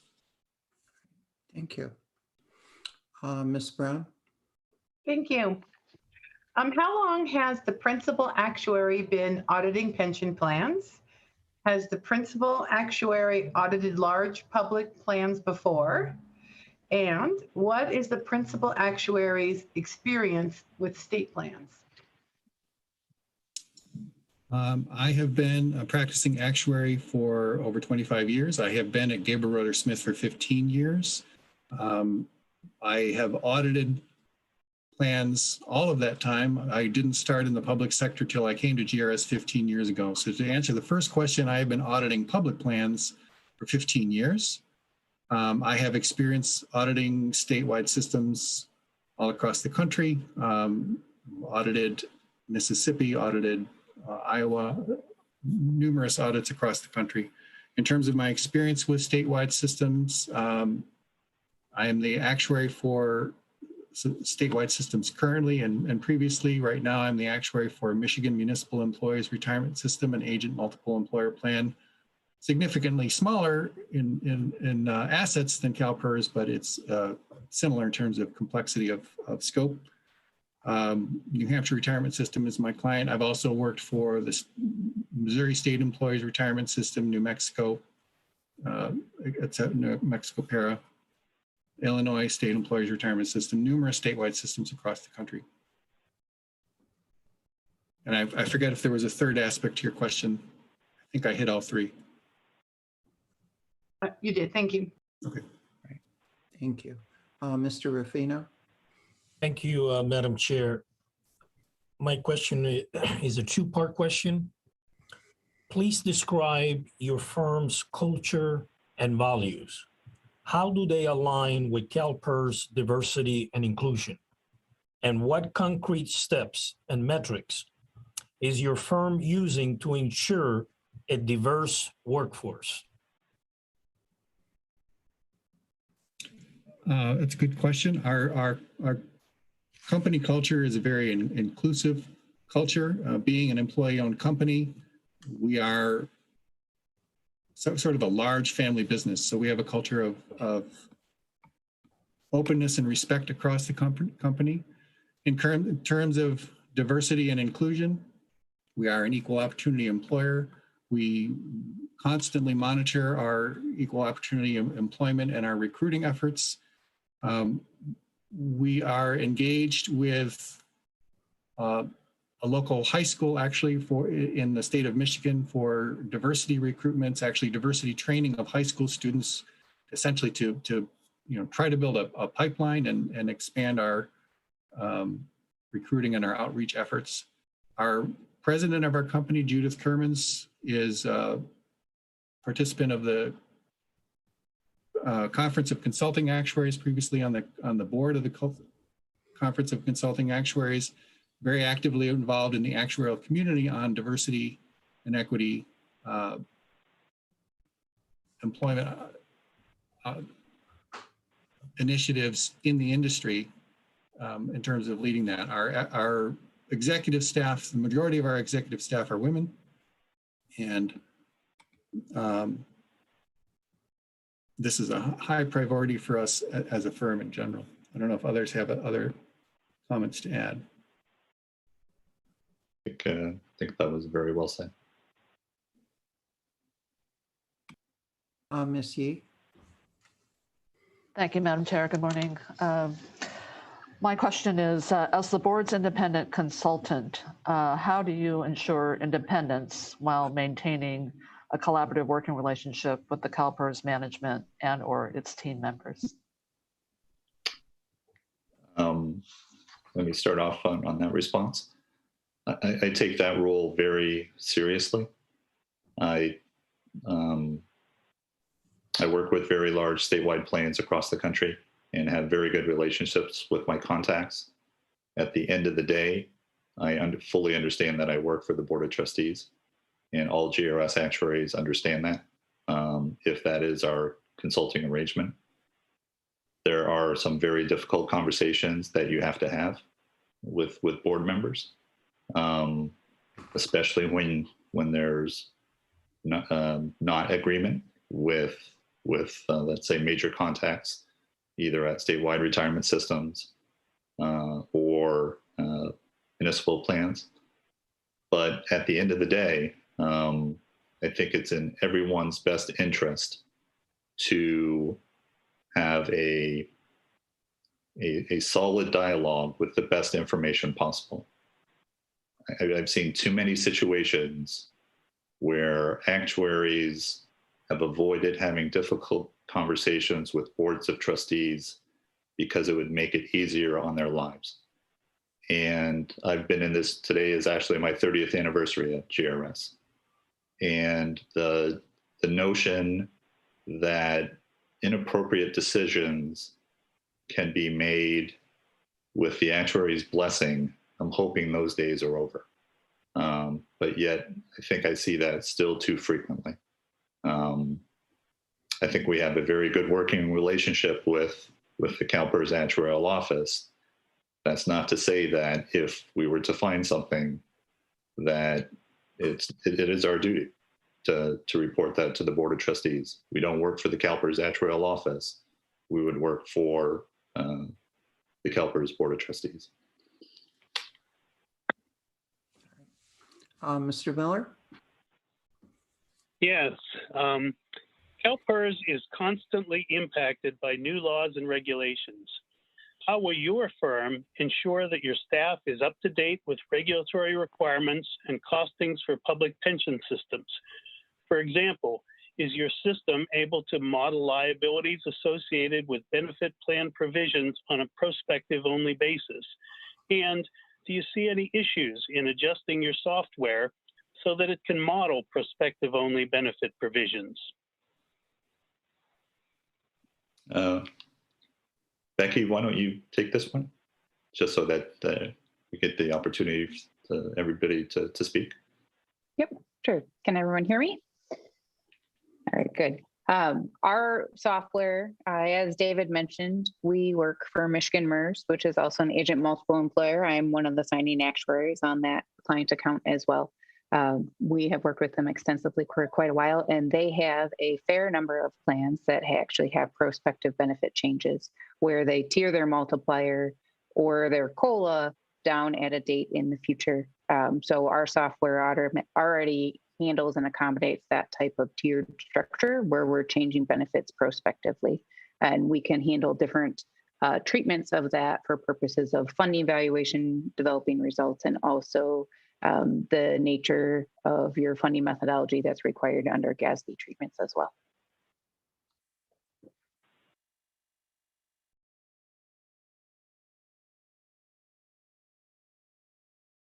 Okay, thank you. It's my understanding you've worked with CalPERS previously, but not in the role of a parallel external actuary. Would you please explain the benefits and what the challenges are to that position in terms of your ability to perform successfully in that role? How would you overcome those challenges? The challenges in performing services that we haven't performed in the past for CalPERS? That's correct. Okay. As David mentioned, as Becky mentioned, the experience of the people on the proposed team here with agent multiple plans, there is no other firm in the country that would have that expertise. David has the expertise, David and Becky with Michigan MERS. I have that expertise with Missouri Loggers. Brian Murphy has that expertise with the Illinois Municipal Retirement Fund. They are very similar in structure to the public agency plans in CalPERS. For the state and schools valuations, as David mentioned, he's the signing actuary on many statewide plans. I'm the signing actuary on 2 of the larger plans in the country, the Ohio Public Employees Retirement System and the Michigan Public School, and all the state of Michigan statewide retirement systems, whose assets together are somewhat approaching CalPERS, but still not at that level.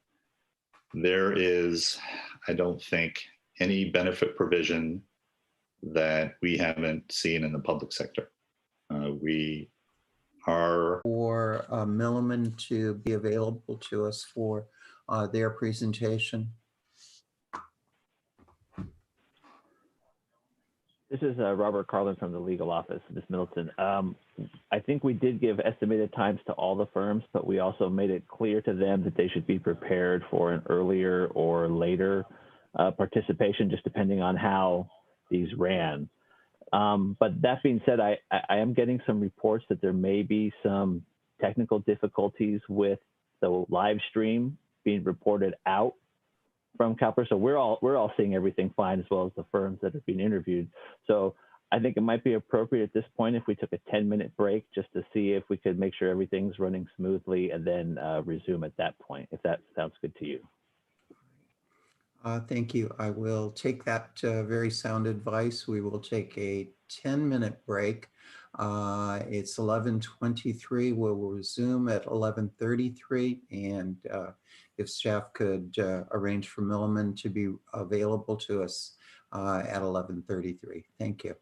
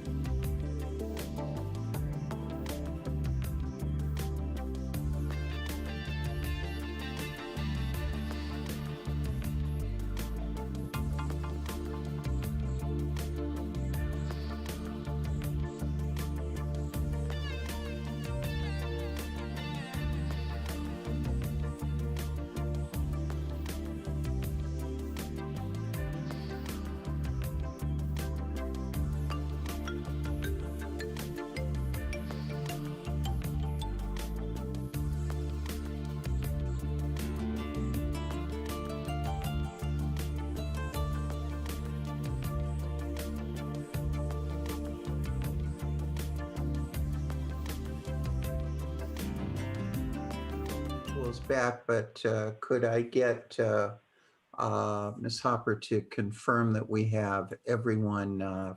I see the faces now. Okay. We have everyone from the committee back, so we will move to the next interview, which will be Milliman, and I would ask staff to invite the representatives of Milliman to be present with us.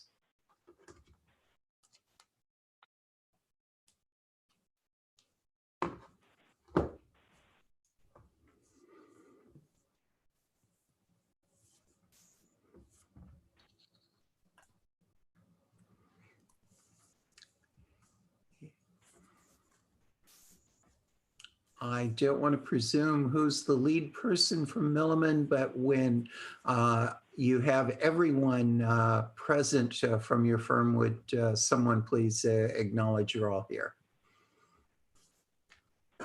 This is Nick Collier, and I acknowledge we have all our team members here. Wonderful, thank you. Your firm was asked not to view the interviews that preceded you. Can you confirm to the best of your knowledge that your firm did not view those interviews? Yes, that is correct. Okay, thank you. You're going to have 5 minutes to provide a initial presentation. There will then be a 20-minute time period for 7 pattern questions that we are asking every firm that is making a presentation. After that 20 minutes is concluded, there will be a 5-minute opportunity for committee members to ask follow-up or clarification questions. So with that, I will turn it over to you for your 5-minute initial presentation.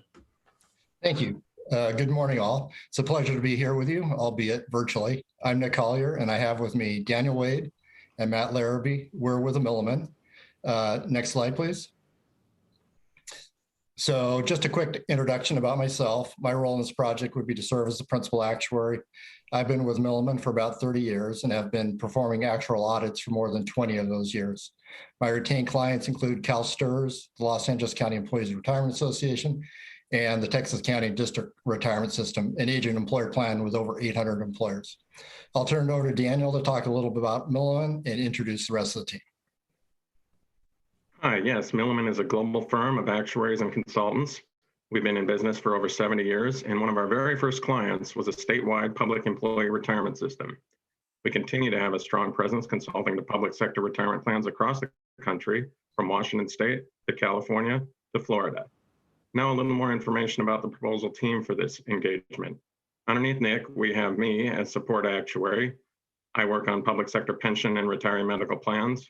I have extensive experience with actuarial audits, including statewide systems in both Washington State and Texas, as well as many California county systems. When not working on actuarial audits, I'm a lead technical actuary for the Florida retirement system, as well as the lead consultant for the Tacoma ERS. On the left on this chart, we have Matt Larrabee, who is here with us today. He is our peer review actuary. He'll be providing quality assurance both on today's call, as well as on the project team. Matt is lead actuary for Florida, as well as for Oregon PERS. Aaron Shapiro will provide the team with additional support. He is a relatively new addition to the firm. In his recent past life, he did work on the actuarial audit for CalPERS, so he will bring that knowledge and experience to the team. We have a very strong team working with the 4 of us, a team that includes Julie Smith, evaluation actuary for CalSTRS.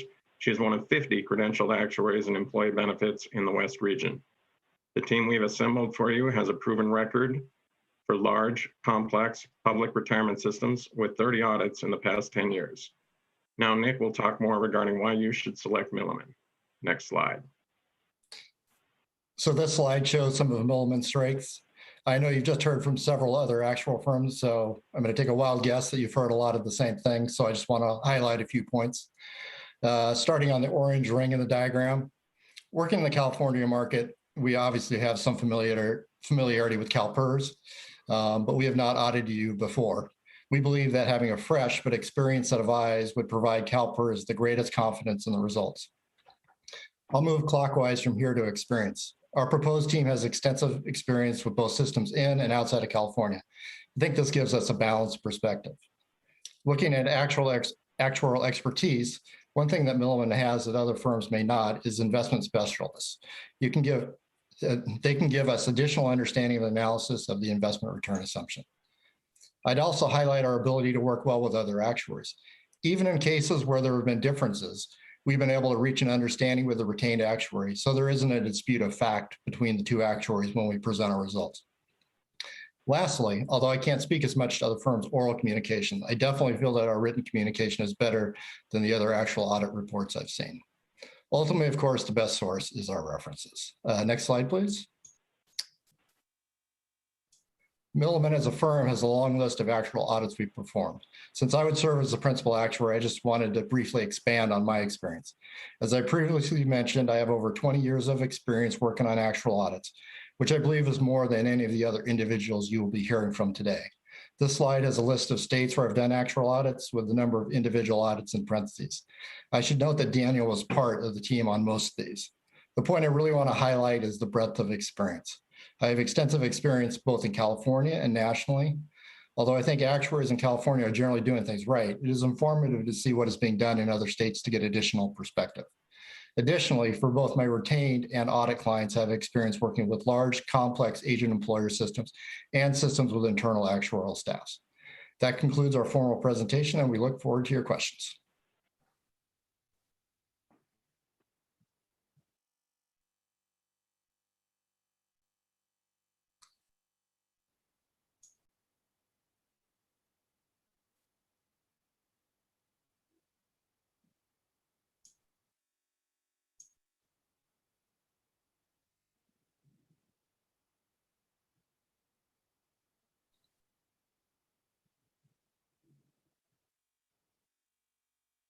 I don't see our chair. Yeah, it looks like Miss Middleton may have just dropped off. Miss Brown, let's take just a moment and see. I can go ahead and get things started. We need to wait for her. Okay. Let's wait just a moment. Yeah.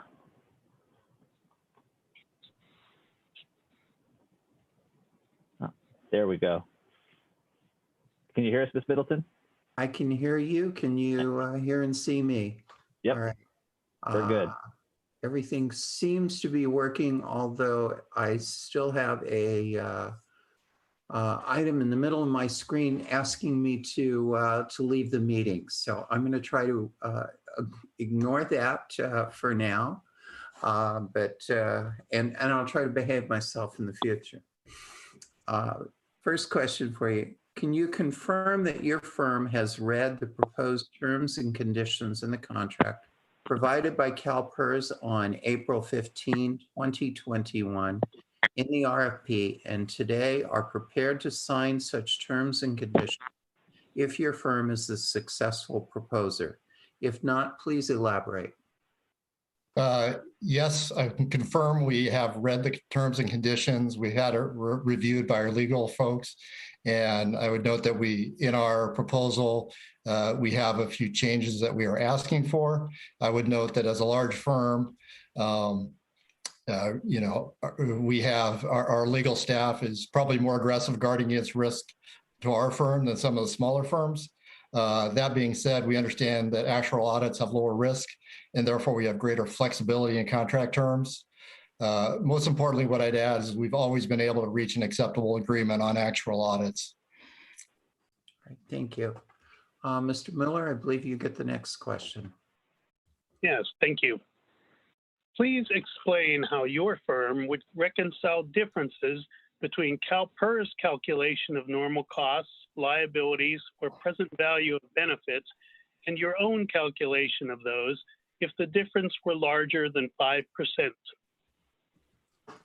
Yeah, I'll take that question. So if the 5% threshold isn't met or there are other outstanding material issues, the first thing we would do is review sample lives for a number of individuals. You've probably heard about this from the other firms, but sample lives show the detailed calculations from the CalPERS valuation system for an individual member, and our understanding that these would be made available to us. So if this analysis yields individuals with a material difference that we can identify, that's probably likely a cause of the aggregate difference.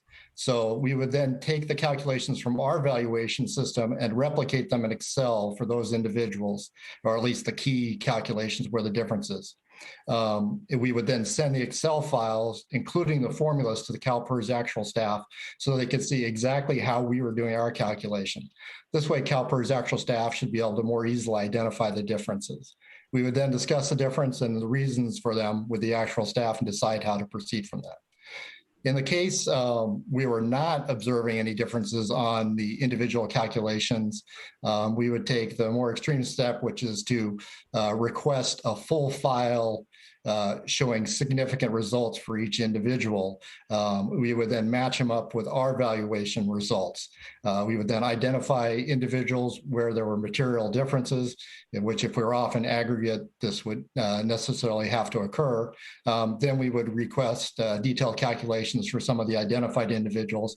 And then we would basically go back to step one and go through the process again. I just add one additional comment on the reconciliation process. We would use the 5% threshold as a guideline, but wouldn't view it as an absolute. For example, if our calculated liability values were 10% higher on retirees, but 10% lower on active members, we might be close in aggregate, but we feel this type of difference should be further investigated. That summarizes our approach. Thank you. Ms. Brown? Thank you. How long has the principal actuary been auditing pension plans? Has the principal actuary audited large public pension plans before? I know you've already told us a lot of this. And then what is the principal actuary's experience with state plans? Okay, I guess I got to take this one again too. So yes, you're right. Hopefully I've touched on those, but obviously I have a lot of experience, over 20 years of experience working with actual audits. So I really feel that gives me a lot of perspective on this. Definitely a lot of experiences with a statewide system, currently working on the retirement systems of Alabama and Ohio PERS, one of which is a agent employer plan. Done work, another number of other systems, including the state of Washington. Matt works with the state of Oregon, and I review that work. So hopefully that last slide gave you a good flavor for my experience.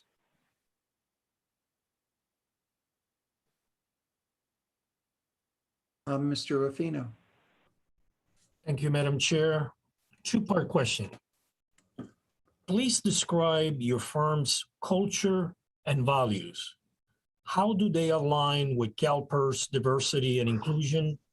And what concrete steps and metrics is your firm using to ensure a diverse workforce? All right, thank you for that question. I think I'm going to turn that one over to Matt. Can you handle that one? Sure, I'll do my best to answer it. Thank you for the question, Mr. Ruffino. So in terms of our firms, to give you an overview initially of Milliman's diversity, if we look across, we have about 3,200 employees in the United States. In terms of our gender diversity, it's about 57% male, 43% female. While that skews a little bit to the male side, bear in mind that, when you think about actuaries, you're thinking about folks that have math degrees. If you went and looked at National Science Foundation data for mathematics undergraduate degrees to convert, over the last 10 years, it's between 40 and 45% female. So in terms of gender split, our population is very similar to kind of the broad United States population for mathematics undergraduates. In terms of Milliman's kind of ethnic and cultural diversity and our commitment to diversity, equity, and inclusion, our makeup of our employee population in the United States is about 75% white, about 10% Asian, about 5% Black, 5% Hispanic, and 3 to 4% other or undisclosed. That skews a little bit more white than the rest of the country, but also bear in mind we are a West Coast firm headquartered in Seattle. Our largest office by far is our headquarters in Seattle, and our diversity of our firm in the US looks very similar to the ethnic demography of Washington State. So we do try to be representative and are of the communities in which we tend to have most of our employee populations. Our firm has a significant commitment to diversity, equity, and inclusion. We make a lot of commitments to and donations of both time and money to progressive social causes, including at our client conferences, having our attendees of our annual client conference vote on on organizations committed to diversity, equity, inclusion, to which we make contributions of money in addition to our time commitment and scholarship commitments to underserved communities. Yeah, and I just add, in addition to what Matt said, obviously pretty comprehensive response. We do have relationships with the Black Actuarial Association and the Latino Actuarial Association to help Milliman achieve more diversity. Thank you. Ms. Yee. Thank you, Madam Chair. My question is, as the board's independent consultant, how do you ensure independence and yet maintain a collaborative working relationship with the CalPERS management and or the team members?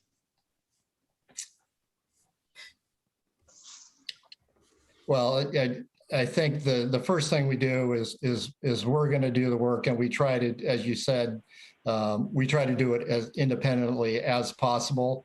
So our first step is going to be, obviously we're going to have some interaction initially with CalPERS to get the information, but we will try to independently do our replication work. That's one area that Aaron Shapiro could come in. As Daniel said, he has worked with CalPERS before. So if we were at a point where we weren't understanding something, we would probably go to him first to try to understand it before starting to ask questions of the actuarial staff. So I think that's kind of our primary thing, is to try to do things as much independently as possible before going back to discuss further with the actuarial staff. I think I have a few things to add there. Is that I think we strike a pretty good balance between the independence and the ability to work with the other actuarial office. We do our best to try to understand the perspective of the actuarial office. We may have disagreements, and we'll let you know if there are disagreements. It'll get their way to the report, and we'll do that. But at the same time, we want to make sure we understand the actuarial office's perspective and why they've chosen to do the things that they've done, even if we don't have all of the same results at the end. We do have an understanding of the facts. I think Nick talked about that in his opening, that we do want to make sure we have all the facts in agreement, and then from there we'll try to understand their perspective, and we won't go in with the, hey, we're the smartest, we have all the answers, you're doing it wrong. That won't be the mentality that we take to it. But at the same time, we will maintain our independence, and we think we strike a good balance, and we think that's a good thing that we bring to the table. And I would like to add on to the answer to that question as well. I think that any sort of engagement that you do is really, the approach to services provided is going to be driven by the principles of the firm and the principles of the individual providing the services. And really our core principles in terms of any sort of engagement is to be understandable. So, the other parties need to understand the work that we're doing and where we're coming from. We need to be patient in terms of explaining our work and listening to questions and providing good dialogue. We need to be forthright. That's a key tenet of independence. We're going to tell an entity what we feel like they need to hear based on our professional opinion and experience, even if at times it will differ from what someone might like to hear. And most importantly, we have to be respectful. We respect that, different people have different approaches to the work. Different people have different perspectives, objectives, and goals. And in any sort of communication that we do, be it written or verbal, we try to uphold those 4 principles. Thank you. Mr. Miller. Yes. CalPERS is constantly impacted by new laws and regulations. How will your firm ensure that your staff is up to date with regulatory requirements and costings for public pension systems? For example, is your system able to model liabilities associated with benefits plan provisions on a prospective-only basis? And do you see any issues in adjusting your software so that it can model prospective-only benefit provisions? I'll answer the latter question first because that's the easy question. Yes, we definitely, our software can definitely handle perspective-only changes. I've got, as I talked about my Texas County system, they can make changes every year, and at least about 100 employers make changes every year, and some of them are prospective only and some of them aren't, and our software has no problem with that. And I'd say, so we don't foresee any problems there. As far as your question about staying up on the regulatory environment, obviously, working with CalSTRS and LACERA and other California entities, we do try to keep up with what's going on. Obviously, there's more out there than just PEPRA. Tangentially, obviously, we do keep a little bit aware of what CalPERS is doing, legislation that affects CalPERS. Obviously, we'd want to stay up a little bit more on that and refresh ourselves if we were selected to do this. And I would mention that we also have a employee resource group in Washington, D.C. that stays up on national legislation. And if it's all right, I'd like to add on to the answer to your question, Mr. Miller. So, if I was looking, to further kind of demonstrate our ability to handle complexity modeling legislative challenges, if I was in CalPERS shoes, I would look to, okay, who has handled the work for what is in CEM benchmarkings considered the second most complex administrative pension system in North America after CalPERS, and that is Oregon PERS. And, our team has handled that work ably for the past 10 years. And we have very close working relationships during legislative sessions in particular, but also into the run-up of the session with the legislative policy liaisons from the agency to make sure that nothing is catching either the agency or the actuary off guard. Thank you. Last of the pattern questions that we have for you. Your firm has never served as CalPERS parallel external actuary. What benefits and challenges do you believe that position presents in terms of your ability to perform successfully in that role? How would you overcome those challenges? Well, you're not going to be surprised to say this, but we feel having a fresh set of eyes in an actual audit is really a good thing because somebody's going to kind of look at it for possibly a different angle. And also, if there was an issue with where the prior problems were being replicated by the audit actuary, in all likelihood, they would be replicated again the next time. So having a fresh set of eyes is I think, very beneficial in the audit process, not so necessarily among the retained actuary. But as far as how we would address the challenges, obviously CalPERS is not the most vanilla plan. So as Matt talked about, we have a lot of experience working with complex retirement systems. So our valuation system is well equipped to be flexible to address those issues. As I said, I think our intent is to Dan and I to work with the actual staff. Dan referenced Julie Smith, who I'm not sure, Betty is one person who could maybe attest to how complicated CalSTRS is, outside of the fact there's only really, there's not nearly as many tiers as there are employers. There are some really complex scenarios. We have to run hypothetical valuations. Julie Smith is our person who takes care of all that. And we have a lot of faith in her. In the case, if we were running into issues, as we said, we have Aaron Shapiro as a resource. So we could discuss some of that because he does have some experience working with CalPERS. So that would kind of be our approach. I don't know if Dan or Matt, if you want to add anything to that. I think you handled it well. Thanks. All right.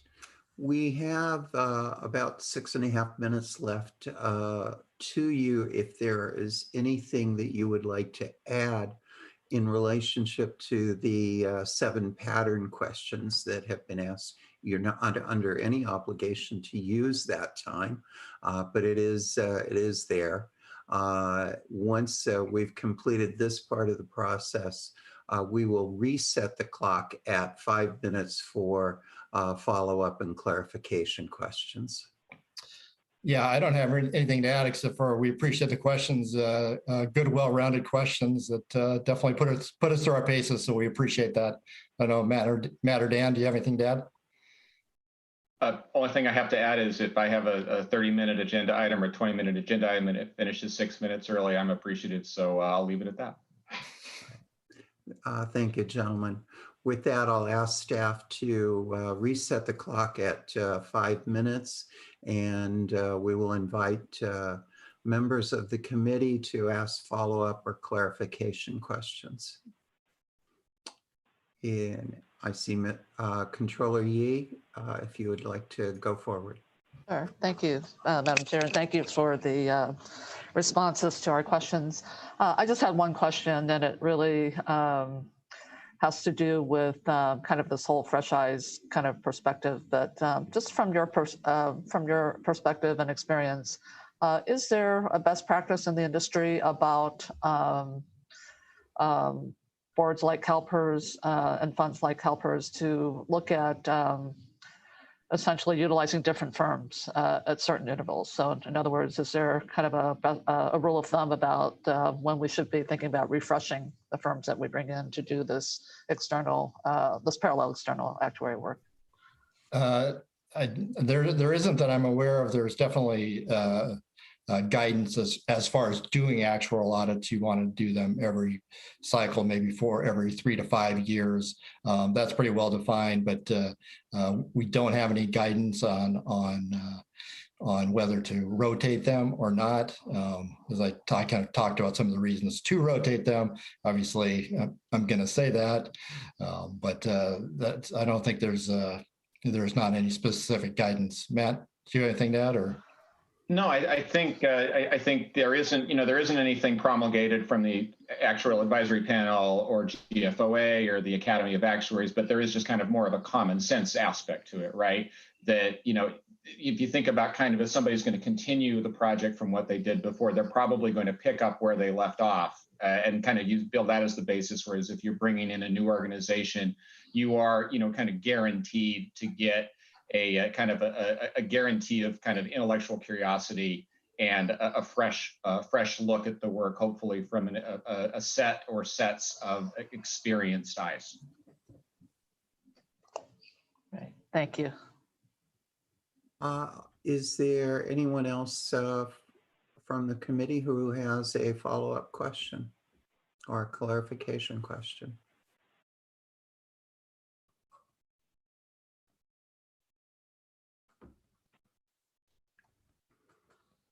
I don't see anyone stepping forward. Gentlemen, is there anything that you would like to add? The floor is yours. Appreciate you have this time available to you. Oh, sorry. As Matt said, there's never been a tear shed over a short actual presentation. So I would just say we appreciate your time and consideration, and we hope you all have a great day. All right. Thank you. Thank you. Thank you. Yes, Thank you.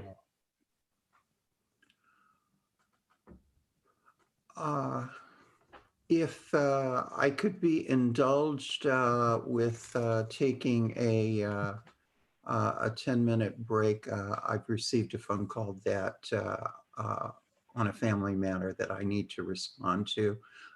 It is 12:02. We will begin back at 12:10, and I appreciate the indulgence of the committee and everyone else.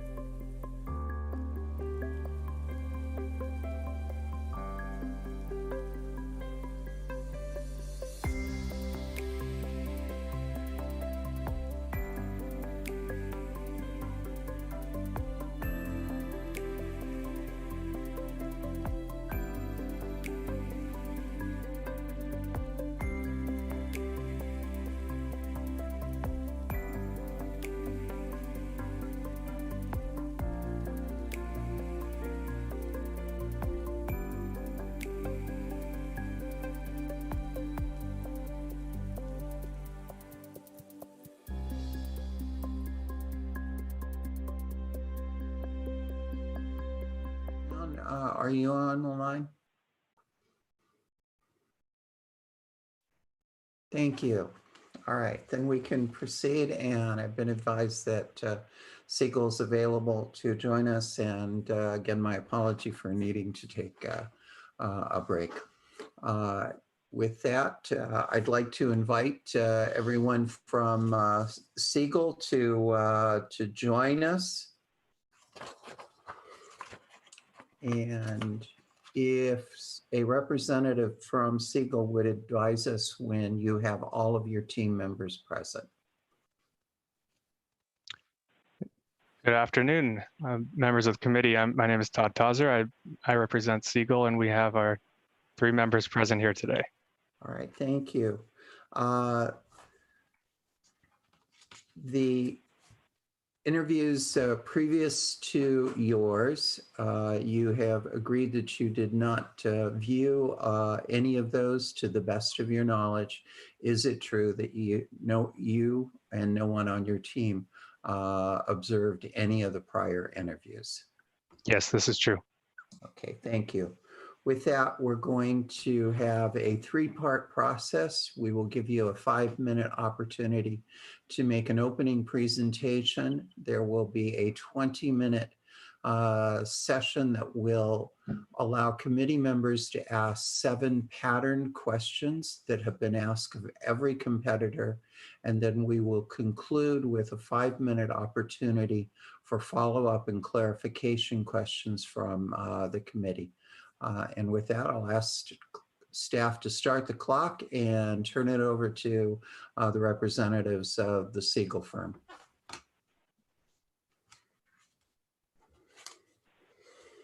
All right, well, thank you. Good afternoon. Again, my name is Todd Tauser with Siegel. It's my pleasure. It's our pleasure to be here today with all of you. Thank you for the opportunity to share our company, our team, and our services. So I'd like to start by introducing our team, as we believe our team is one of our strongest, or one of our greatest strengths. We have 4 FSAs in total, Fellows of the Society of Actuaries, dedicated to this project, which is the highest credential an actuary can obtain.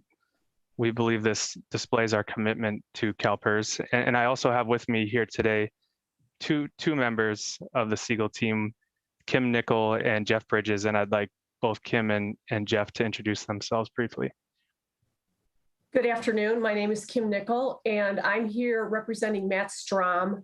Matt and Todd, Jeff and I and the other team members work very closely together on actuarial audits. Matt's role will be as a support actuary. In effect, he is a backup to Todd, and he's going to help Todd in leading and organizing the audit and communicating the results to CalPERS, to you.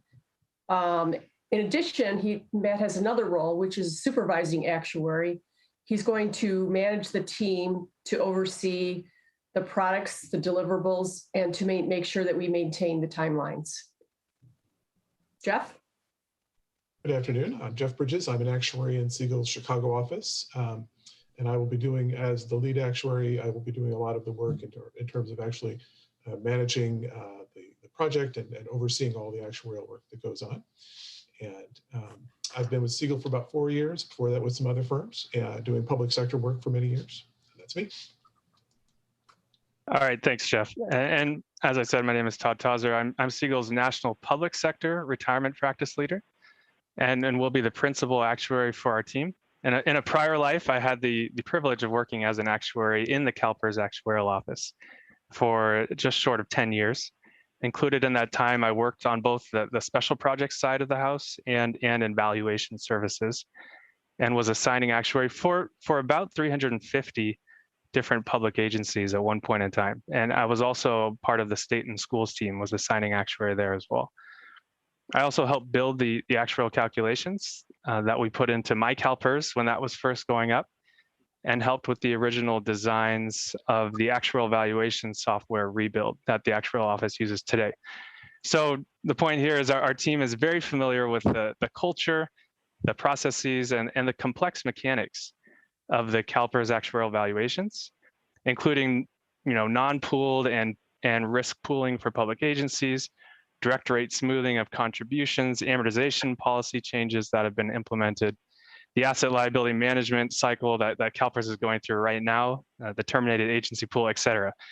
CalPERS is very extremely complex, and we believe our team is best suited to provide a rigorous and informed review and certification of your actuarial results. So if we go to the next slide, here we display our actuarial consulting services to states and large cities across the nation.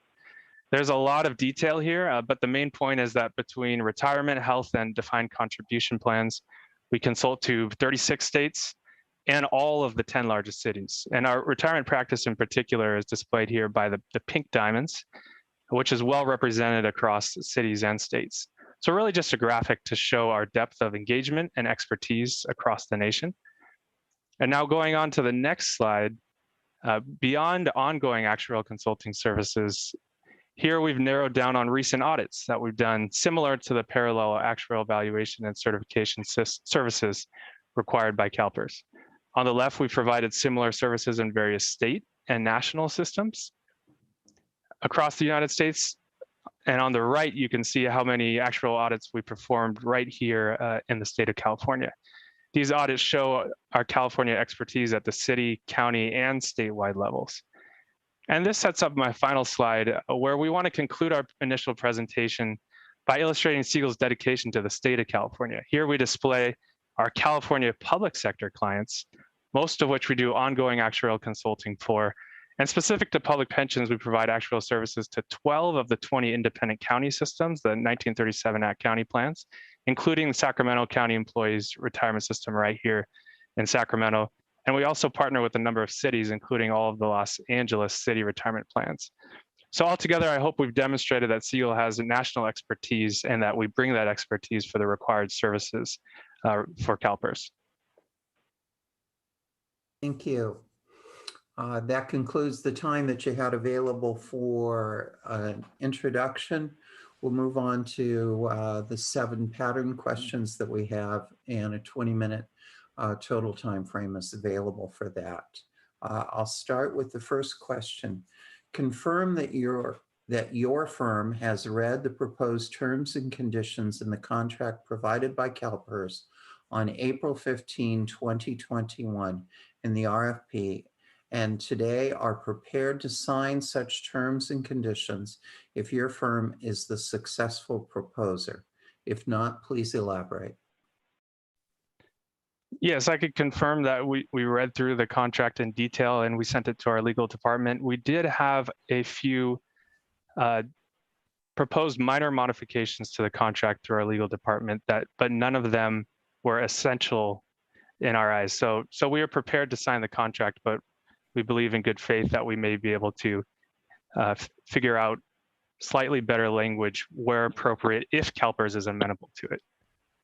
All right, thank you. Then we'll move on to Mr. Miller. Yes. Please explain how your firm would reconcile differences between CalPERS calculation of normal costs, liabilities, or present value of benefits and your own calculation of those if the difference were larger than 5%. Yes, we'd be happy to. And Jeff, I'll toss this to you to start our response. Really, so I think generally what we would do is one of the places we would want to start is to look at individual members. So we would be running what we call test lives, various other terms are used. And we would want to run our calculation and then compare it with CalPERS calculation. And that should help us to identify anything where there's something different about how the plan provisions are being applied or how the assumptions are being applied to enable us to figure out any differences. If we're looking at sample lives and we're coming up with a very good match, and then still in some sort of aggregate measurement we're having issues, then typically that would mean we would want to take some additional sample lives to dig into it a bit deeper. But it sort of starts with the individual participants and just looking at making sure that we're valuing the same assumptions and plan provisions that the CalPERS actuaries are.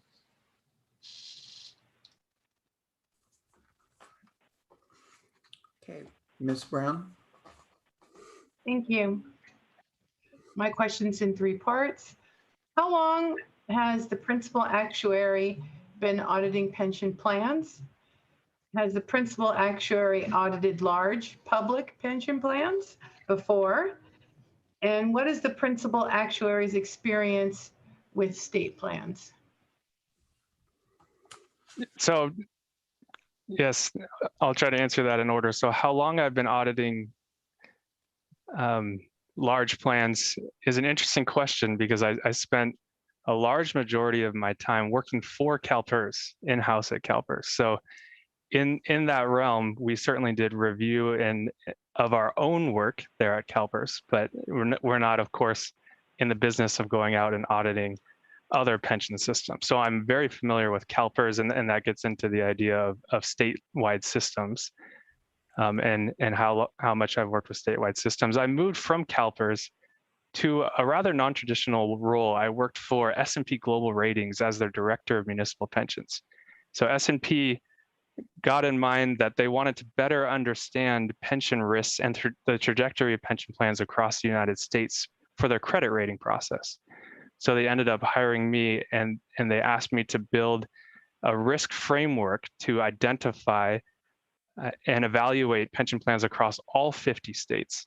So in that role, I trained a team of over 100 municipal analysts on how to better understand pension mechanics and pension risks. And then we went out and evaluated all state plans across all 50 states to bring it into our credit rating process to understand what the ramifications would be for municipal budgets and for credit evaluation. So that's a bit of a non-traditional approach. It's not exactly an actuarial audit during my time there, but we reviewed these plans across all 50 states. Then in the last couple of years since I joined Siegel in 2019, I've been working on a team here in California where we've worked on ongoing consulting for actuarial plans and audits within the state of California. Does that fully answer the question? I think so. Thank you. Can I add a bit to that, representing Matt Strom, who is the support actuary and basically a backup principal actuary. Matt and I have performed actuarial audits for state retirement systems in Wisconsin, Illinois, Kentucky, Alaska. We audited CalSTRS twice, replication audits. Our team that we have proposed to do the work, the actual auditing piece of the project is the team that performs at least 2 to 3 audits per year. And the list that Todd showed earlier in our presentation, the majority of those were completed by the Chicago office. Thank you. Thank you. Mr. Ruffino. Thank you, Madam Chair. Mine is a 2-part question. Please describe your firm's culture and values. How do they align with CalPERS diversity and inclusion? And what concrete steps and metrics is your firm using to ensure a diverse workforce? So our mission statement at CalPERS is to provide trusted advice that improves life. And based on that, our culture and values, it's what our retirement practice is focused on is providing and securing benefits for all of the members of all of the plans that we work on. So that is our central drive for Siegel. Now, as for our internal workforce and the diversity of our own company, we have an ongoing diversity, equity, and inclusion project where we're looking internally to assess and discuss with different employees across our practice how well we're doing in these areas, surveying results, bringing in outside consultants to help us discuss and analyze these results so that we can ensure that we are in a best place, a top tier position of providing diversity, equity, and inclusion for all of our members. Would you have anything to add to that, Kim? Yes, we have a formal project underway, which is Workforce 2023, which has a number of components to address the diversity and inclusion issue that the majority of firms face. And it's multi-pronged, both in training, recruiting, and developing internally. people. We also participate with the International Association of Black Actuaries. We recruit there along with the Latina actuarial group. It's very front and center in our as our president likes to say, DEI is in our DNA. So it's front and center as it should be with our firm.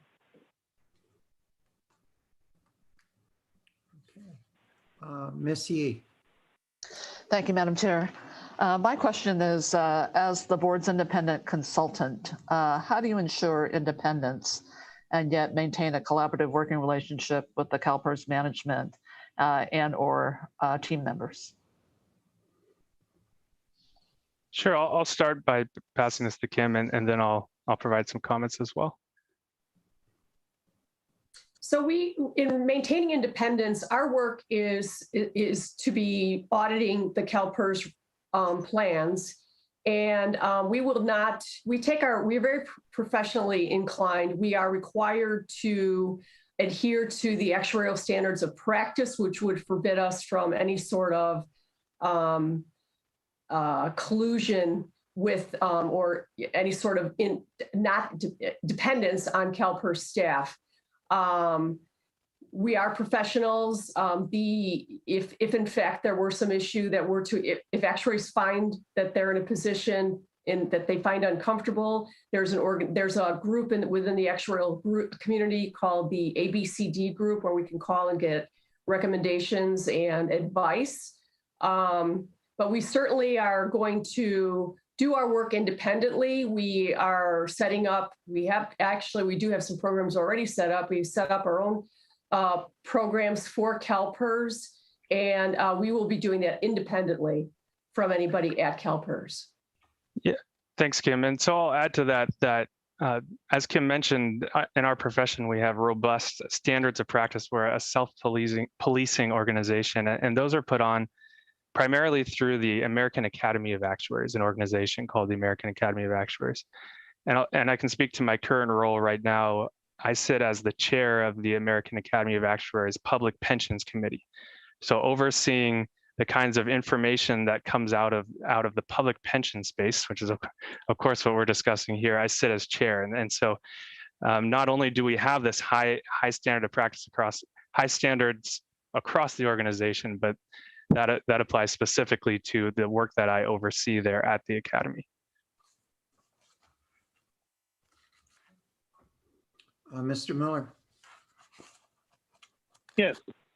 CalPERS is constantly impacted by new laws and regulations. How will your firm ensure that your staff is up to date with regulatory requirements and costings for public pension systems? For example, is your system able to model liabilities associated with benefit plan provisions on a prospective-only basis?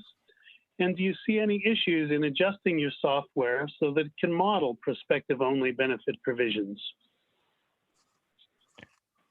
Yeah, so I'll start, and I know we'll have more to say on this as well. Yeah, we work with pension plans across the nation, and so we have a lot of experience in what's going on at the local, the state, and the national level. We have no problem modeling out different kinds of benefits that are provided on a prospective-only basis. In fact, we here at Siegel, we create our own actuarial proprietary software. So we've built our actuarial software from the ground up in-house.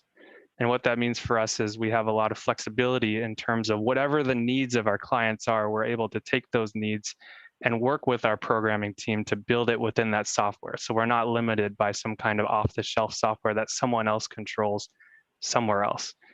I think it's also important to note that because we operate in a wide spectrum, in a wide sphere, I should say, we operate in retirement, we operate in health, defined contribution, et cetera. We also have additional services that sometimes we're able to bring to bear for our clients. And in this case, we have a national team that's based on compliance. So looking at what's going on at the national level and being able to discuss regulations and compliance issues for all of our public sector clients. And we have a specific team member, Melanie Walker, who's listed on our proposal, who's the National Public Sector Retirement Leader. And so she is a resource that we would bring with our team for this proposal for CalPERS to manage, to be able to look at and evaluate particular regulations and changes and discuss compliance issues. Anything to add, Jeff or Kim? Yeah, I would just go ahead, Jeff. I was just going to say, I mentioned in the introduction that I've worked for a couple of different firms over the years, and I've worked with a lot of different valuation software systems.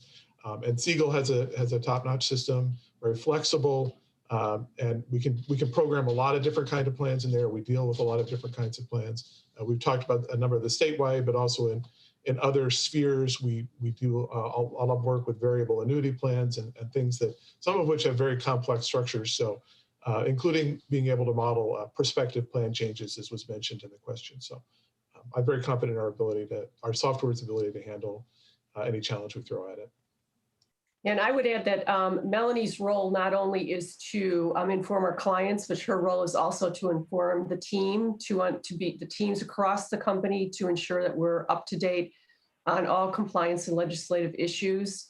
For a number of our clients, Melanie has a standing quarterly call where we meet with the client and go over anything new in legislation, which interestingly has uncovered some things that clients need to address. So we're on top of that. And I just want to second what both Jeff and Todd said about our software. We have many clients with many tiers, very, very unique funding methodologies, very unique and different tiers of employees and projections that are done to produce evaluation results. So we can handle anything. Okay. Last question that we have for you. To the best of my knowledge, Siegel has not previously served as the parallel external actuary for CalPERS. What benefits and challenges do you believe that position presents in terms of your ability to perform successfully in that role? And how would you overcome those challenges? Yes, so this is a good question. It's an interesting one. I think what's interesting about our team is, as we showed earlier, we have provided actuarial services and specifically audit and parallel valuation services to other state plans across the nation. So we clearly have experience there. And our team in particular has provided a similar kind of audit a couple different times to CalSTRS, which is of course the neighboring system here in California. So on the experience side, I think it's well established that we have that experience. In addition to that, I bring, of course, as I've already described, my internal expertise of knowing the CalPERS systems, knowing how the pooling is set up for public agencies versus the non-pooling, having worked on the state and schools valuation before. So beyond the general expertise that we have in our team, we have very specific insight and information into how the CalPERS system operates, and we would bring that into the audit process. Any thoughts here, Kim? I would add to that. I think it's good to, we see with our clients many times, the ones that we audit, that audits are performed, periodically every 5 years or every 10 years. Some clients we do repeat audits for because they like the way we find things that could be improved, and just the way we can get the job done on time and present a good report. But then other times, clients like to switch up auditors because it could be that, if you use the same auditor year after year, then there might be something that doesn't get caught, because a fresh set of eyes is always good, a good look to make sure that the processes, another viewpoint on what's in the valuation report itself, another viewpoint on assumptions. So I think it's beneficial to pull in a fresh set of eyes once in a while. And I think to Kim's point and to the prior question about independence, I mean, it does speak to that, how we bring in this fresh set of eyes that is independent and this team has never fully audited this specific data set. So we're going to bring that independence and that clear line of thinking into the evaluation process to make sure we can validate and certify the results that are coming out of CalPERS. Thank you. That concludes the 7 questions that we were going to ask. There is still time available if there is anything that you at Siegel would like to elaborate on in further answering the questions that you've already been asked. You may do so. You're not required to use up the entire 20 minutes that was made available to you. At the time that you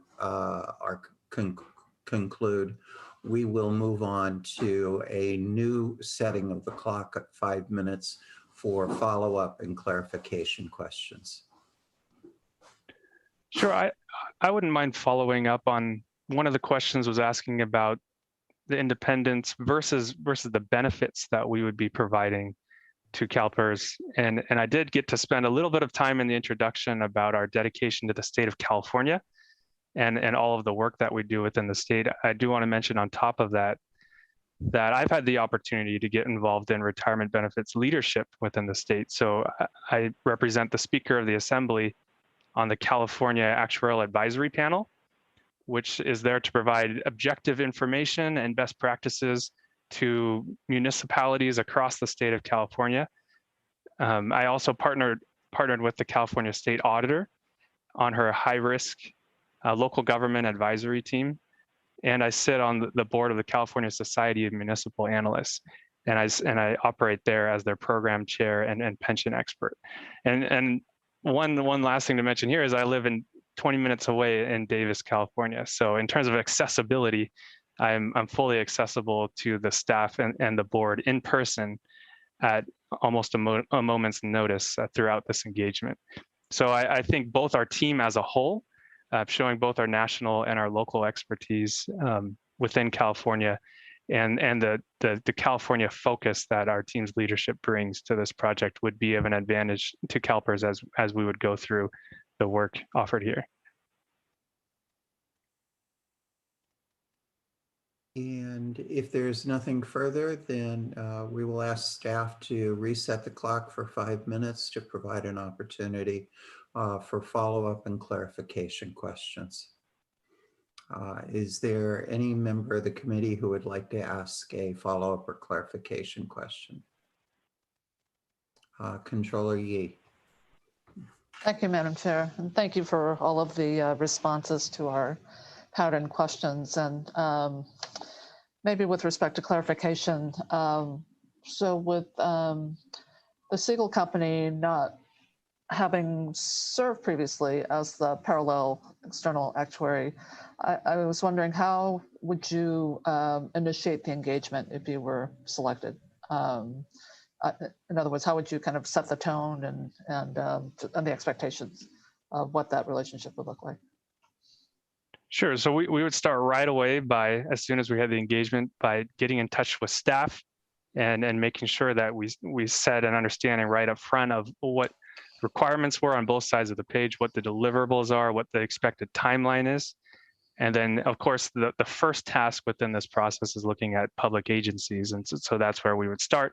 We would discuss with staff the understanding of looking at public agencies. Within the proposal, it talks about how we should look at the 10 largest public agencies, which makes complete sense. Those would be non-pooled public agencies. And then we should look at a random sampling of 10 other public agencies. And I don't think it can be quite random because it's important that the sampling, that we'd be sure that it covers various CalPERS processes and covers a diverse set of agencies. So we would discuss with CalPERS staff how maybe the 10 that are not part of those 10 largest, the 10 others are part of the pooled plan, since the initial 10 are non-pooled plan.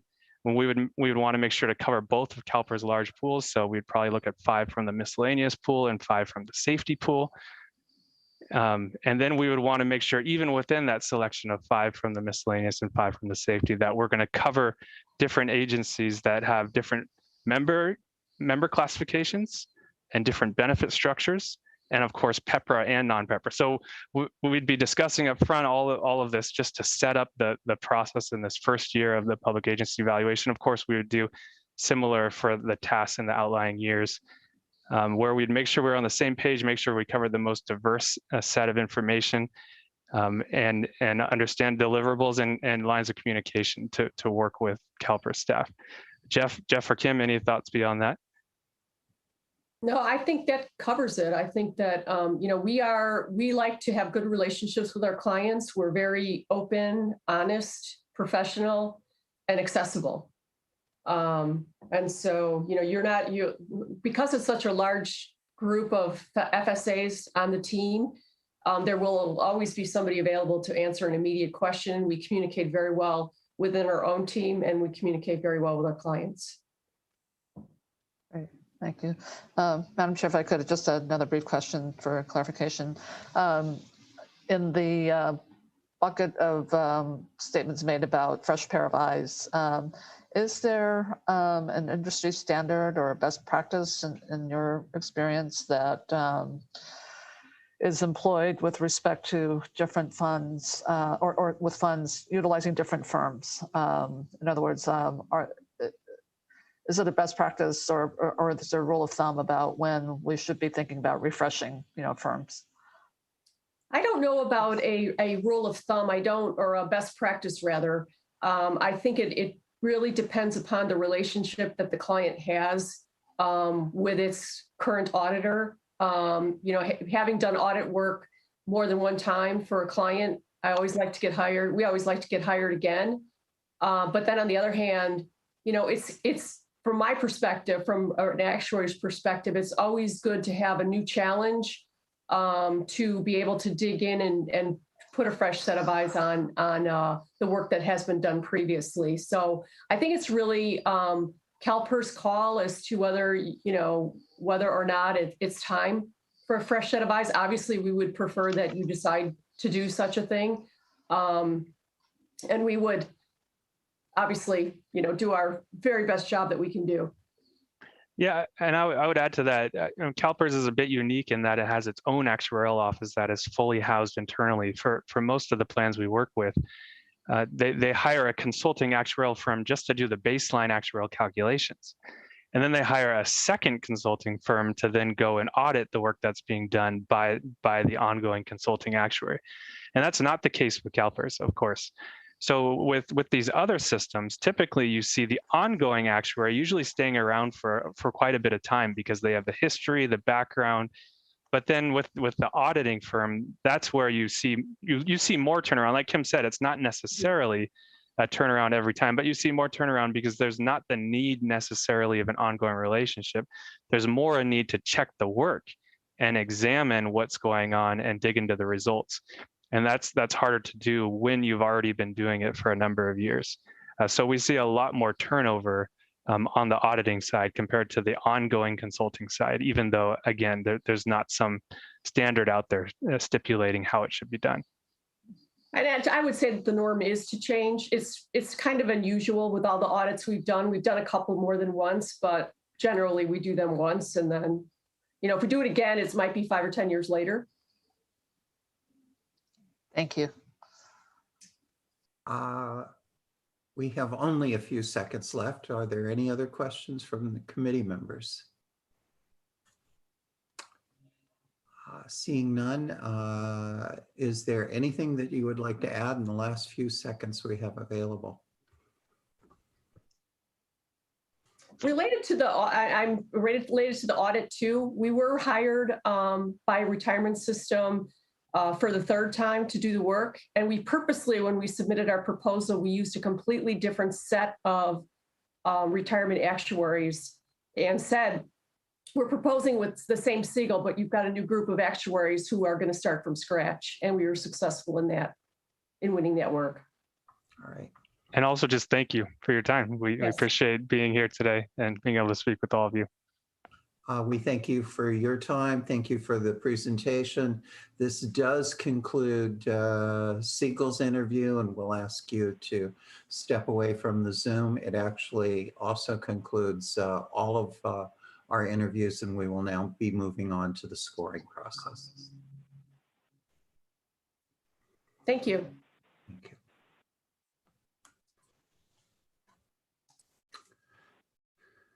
So we have concluded the interviews. We now move on to scoring. Committee members, please make sure you have your blank scoring email handy, and remember that we are individually assigning a score from 0 to 5. I've got just a couple of questions that I was going to ask Mr. Carlin, or others from staff may jump in to provide an answer, but just for clarification. We can score any of the competitors from 0 to 5, and we can give more than one competitor the same score. Is that correct? That is correct, Ms. Middleton, yes. Okay. And it's my understanding that the highest and lowest score given to each competitor will be thrown out. That is correct. So given that there's 5 of you from the committee participating, the way it would work is the highest and lowest score would be removed. The remaining 3 scores would then be added together, and the average of those 3 would be calculated to determine the score for the interview. All right. And we will hold a public discussion. We will be inviting not only committee, but other members of the board to participate in that discussion. Ultimately, it is the committee members alone that will be scoring. They're doing so by email, and it is my understanding that it is up to each individual member of the committee as to whether or not they are public with what their score is for any individual competitor. Is that correct? Correct. There's no obligation to say how you intend to vote. You're also not prohibited from doing so. If you want to talk about the rating you think a firm's entitled to, it's within your purview to discuss that in open session. All right, thank you. That exhausts the questions I had. I see Ms. Brown had a question. Yes. Some of the firms that we interviewed talked about either wanting minor changes to the contract or maybe a little more changes to the contract.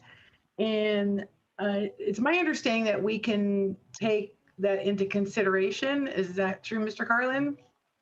That's correct. I think the intention with all the questions was to give you a well-rounded sense of the firms, what they were bringing to the table, and you're allowed to consider all the information you received as part of the interview in evaluating the score you're going to give them. Right, and my concern was if a company said we aren't going to want any changes, let's say, and we all rank them the highest, so they end up being number 1, and then they come back to negotiations and they want changes. I would assume that they're not forbidden from asking for changes, correct? Even though they said they wouldn't. I would say that's correct in an absolute sense. So that if they were to come for a change, we wouldn't say, sorry, you've forgone the opportunity to do that. There might be some, for example, that are just technical that really wouldn't change the substance. But to your point, Ms. Brown, we certainly would use their representation to this committee and to the board as leverage in negotiating any contract.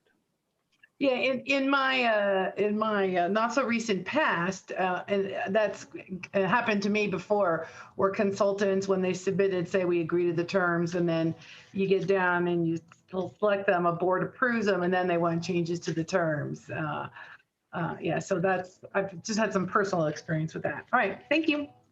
Okay. Are there any other questions, Ms. Controller Yee, excuse me? Okay, thank you.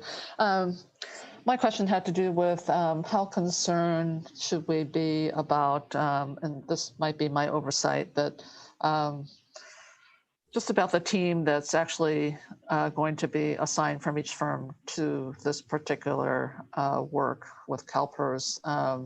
There were some names mentioned that I don't believe I saw backgrounds on, and so and part of why I was concerned was because I'm kind of looking at diversity of the teams, and there was one name that was mentioned that I didn't see any background on. Melanie Walker, did I miss that? Yeah, so can we, and I guess I could look it up on my own, but. I suppose what I would say, and maybe this will answer your question, Controller Yee, is that certainly the composition of the team, who they presented, and what backgrounds were provided as well, which are available to the committee members. Those are things you can consider. Just as along with the other things that you've heard or seen here. So the absence is also something that you could consider. Yeah. Okay. All right. Other, Thank you. Other process questions for staff? Yes, this is David Miller. I just want to be clear that the 0 to 5, is that a discontinuous or is it a continuum? So could we give them a 3.5 or does it have to be whole number increments? That's an excellent question. I would say you're not forbidden from going to decimal if you'd want to, although I think we'd probably, for the sake of staff, we'd want to hold it to maybe 1 or 2 decimal places at most, just to make the calculation as easy as possible. Thank you. I actually do have one other clarification question. The phrase fresh set of eyes came up many times during the course of the conversations today. It's my understanding that we do not have a policy that would require us to change the parallel reviewing actuary at any period of time. Are we individually allowed to consider whether or not we believe a fresh set of eyes to be something that would be advantageous? I think absolutely you certainly can consider that. And that was definitely part of the intention behind including that question, because since there's not a formal policy about that, that was designed to elicit information that would allow the committee to consider that. And you can certainly use that as part of the basis for your score that you assign to a firm. Right, thank you. If there are no other questions regarding process, then I believe we should move into our public discussion of the interviews that we heard. Is there any member of the committee that would like to start? Controller Yee. I'm sorry, Madam Chair. I just want to be clear about the scoring. So will our score, is the expectations that we would just email our scores back in response to the email? Is that okay? All right. That's exactly right. Yeah, Thank you. You'll send it right back, and staff Okay. from OSSD will then take all those and come back to the committee with the final numbers. Okay, thank you. We will, after we submit the scores, take a short break to give staff time to do their calculations and then reconvene. Is there anyone who on the committee that would like to begin the discussion of the interviews that we've heard? Yeah, this is David Miller. There's 2 things that I noticed when it came to the discussion of reconciliation of differences.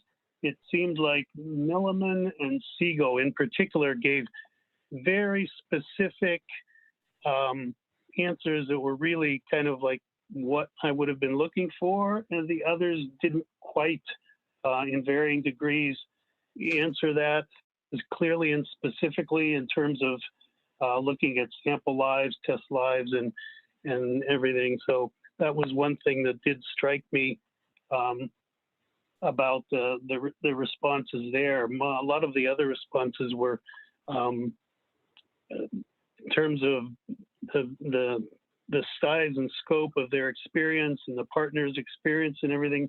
Most of them were very strong on most of the other questions. So that was the one thing that stood out to me. Very good. Other committee members? Controller Yee. Thank you, Madam Chair. I agree, Mr. Miller. That was one of the distinctions I certainly noted as well.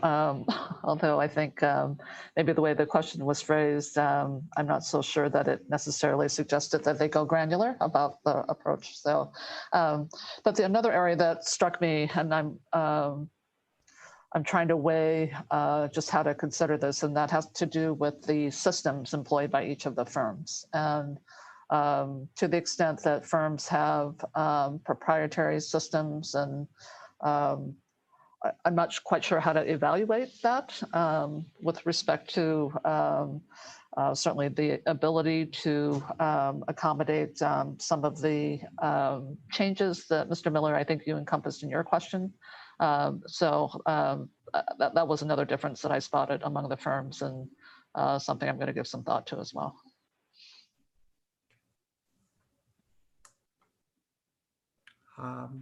Mr. Ruffino, Ms. Brown, do either of you want to comment?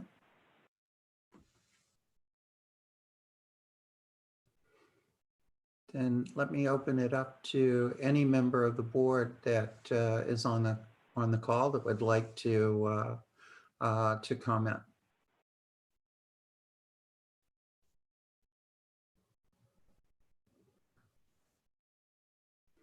All right. Ms. Brown? Sorry, I did want to make a comment about the fresh set of eyes. I like that. I personally favor that idea of having someone new come in and take a look at that. Although Buck Global gave a fabulous interview and they scored very highly. It's my preference that we bring a new set of eyes in to look at this. And I think GRS even sort of said something's coming from our auditors, or there's going to be changing the valuation methodology. They sort of hinted at that, and then they pulled back and said, wait, we should probably let them tell you this. So it makes me a little concerned and curious. But I know in school district business management, a lot of times we just switch partners. We keep the same firm over and over and over again, but we switch partners. And then I've seen it where when we bring in a new firm, there are new discoveries that we find. And so I think, in my opinion, it's good to have a new set of eyes. Thank you.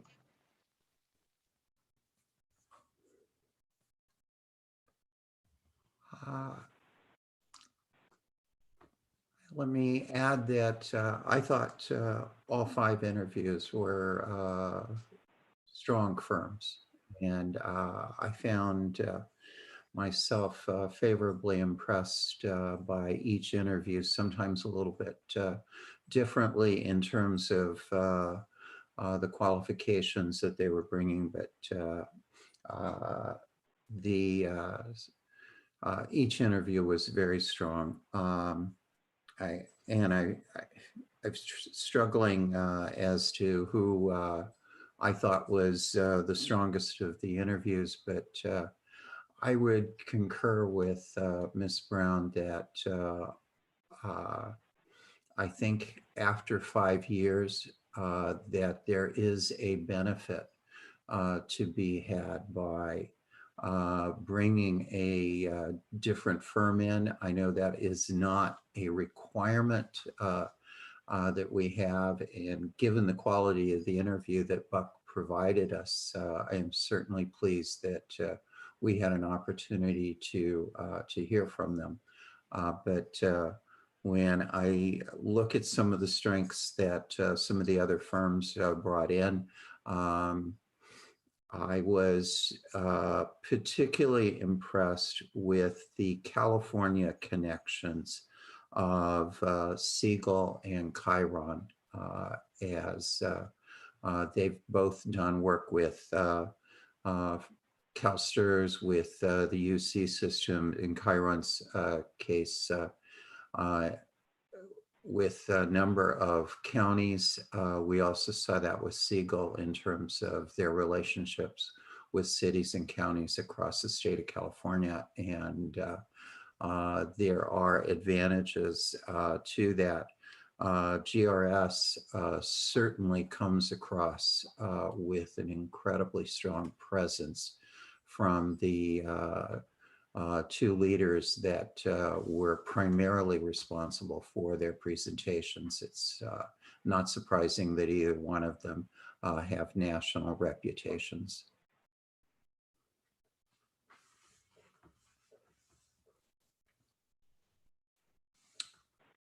Is there anyone else that would like to offer a comment?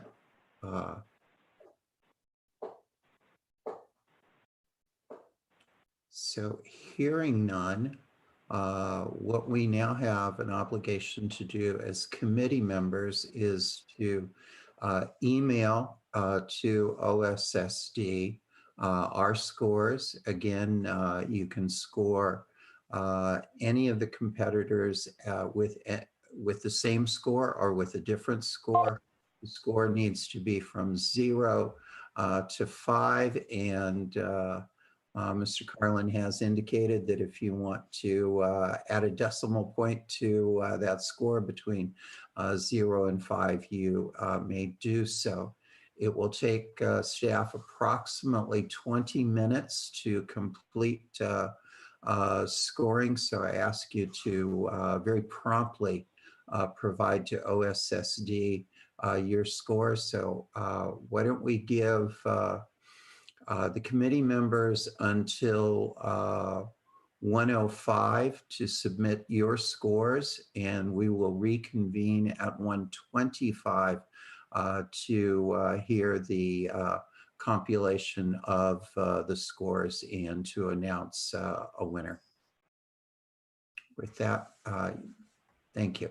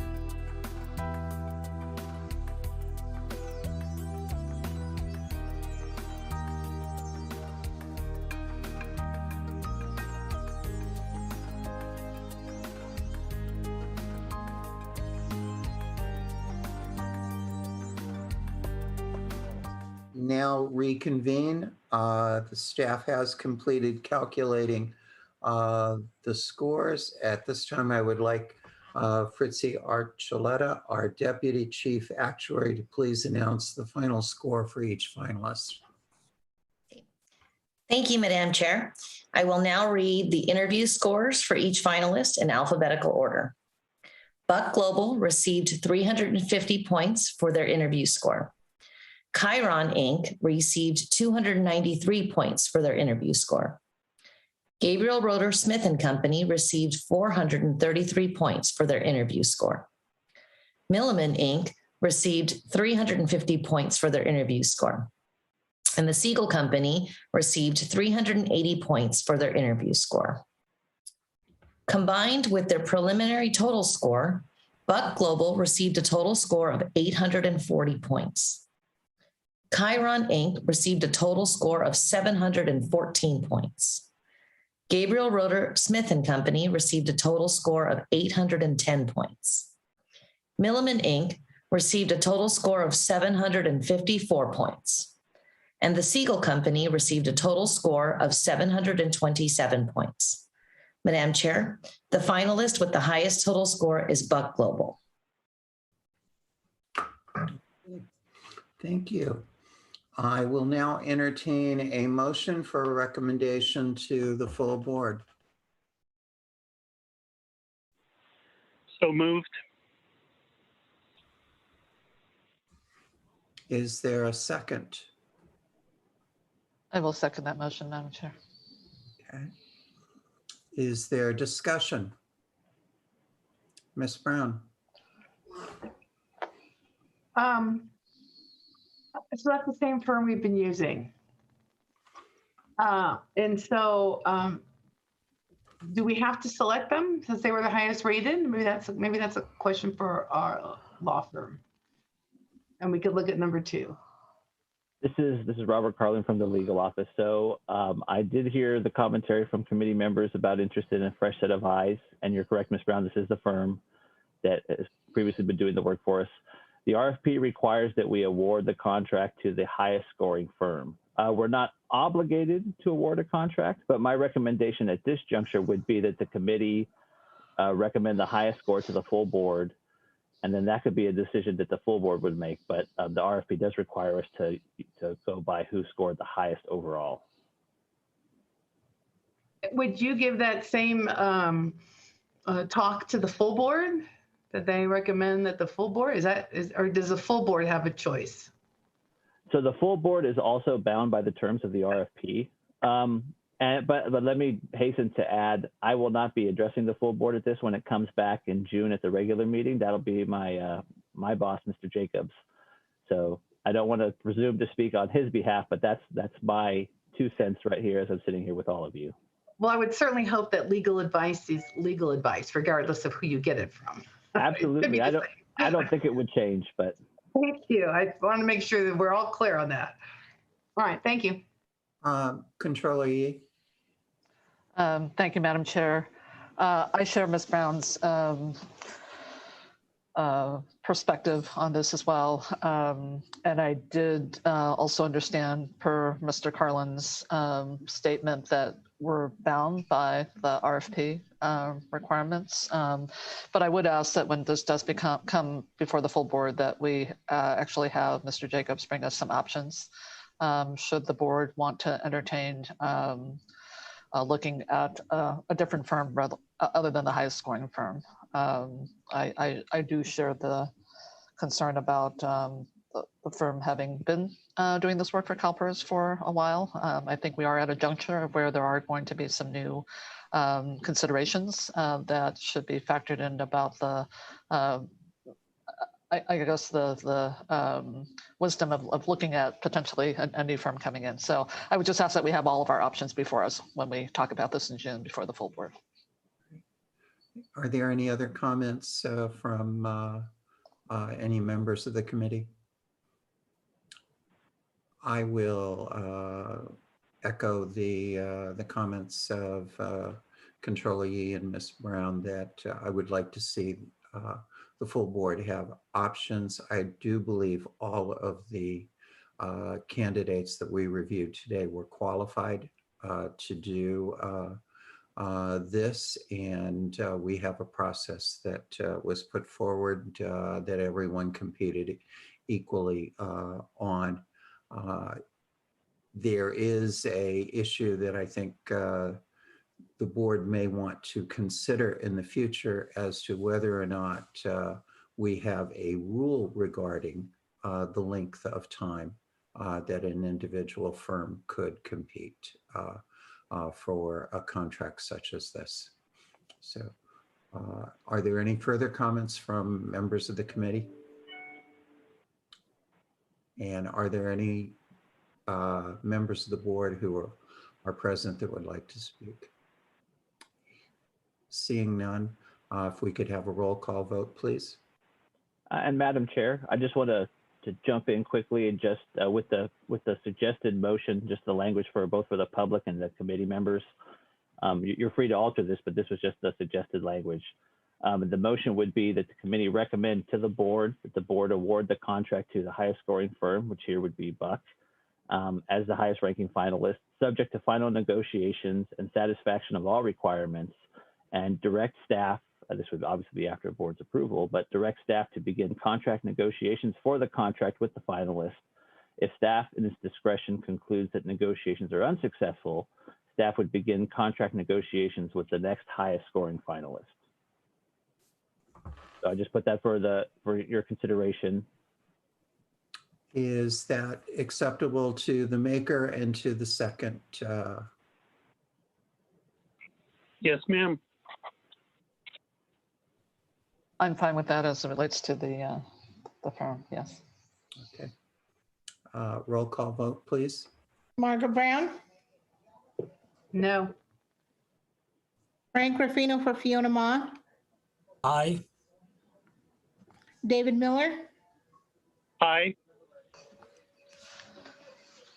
Shonda Wesley, excuse, Betty Yee. Aye. Madam Chair, we have 3 ayes, 1 no made by Margaret Brown. The motion being made by David Miller, seconded by Betty Yee. All right, thank you. Motion is approved. I will remind all members of the committee and the finalists of the restricted contract policy under Government Code Section 20153. We will bring forward to the full board a recommendation as stated by Mr. Carlin, and I won't repeat it again. With that, the business of the committee for today is concluded, and we will stand adjourned.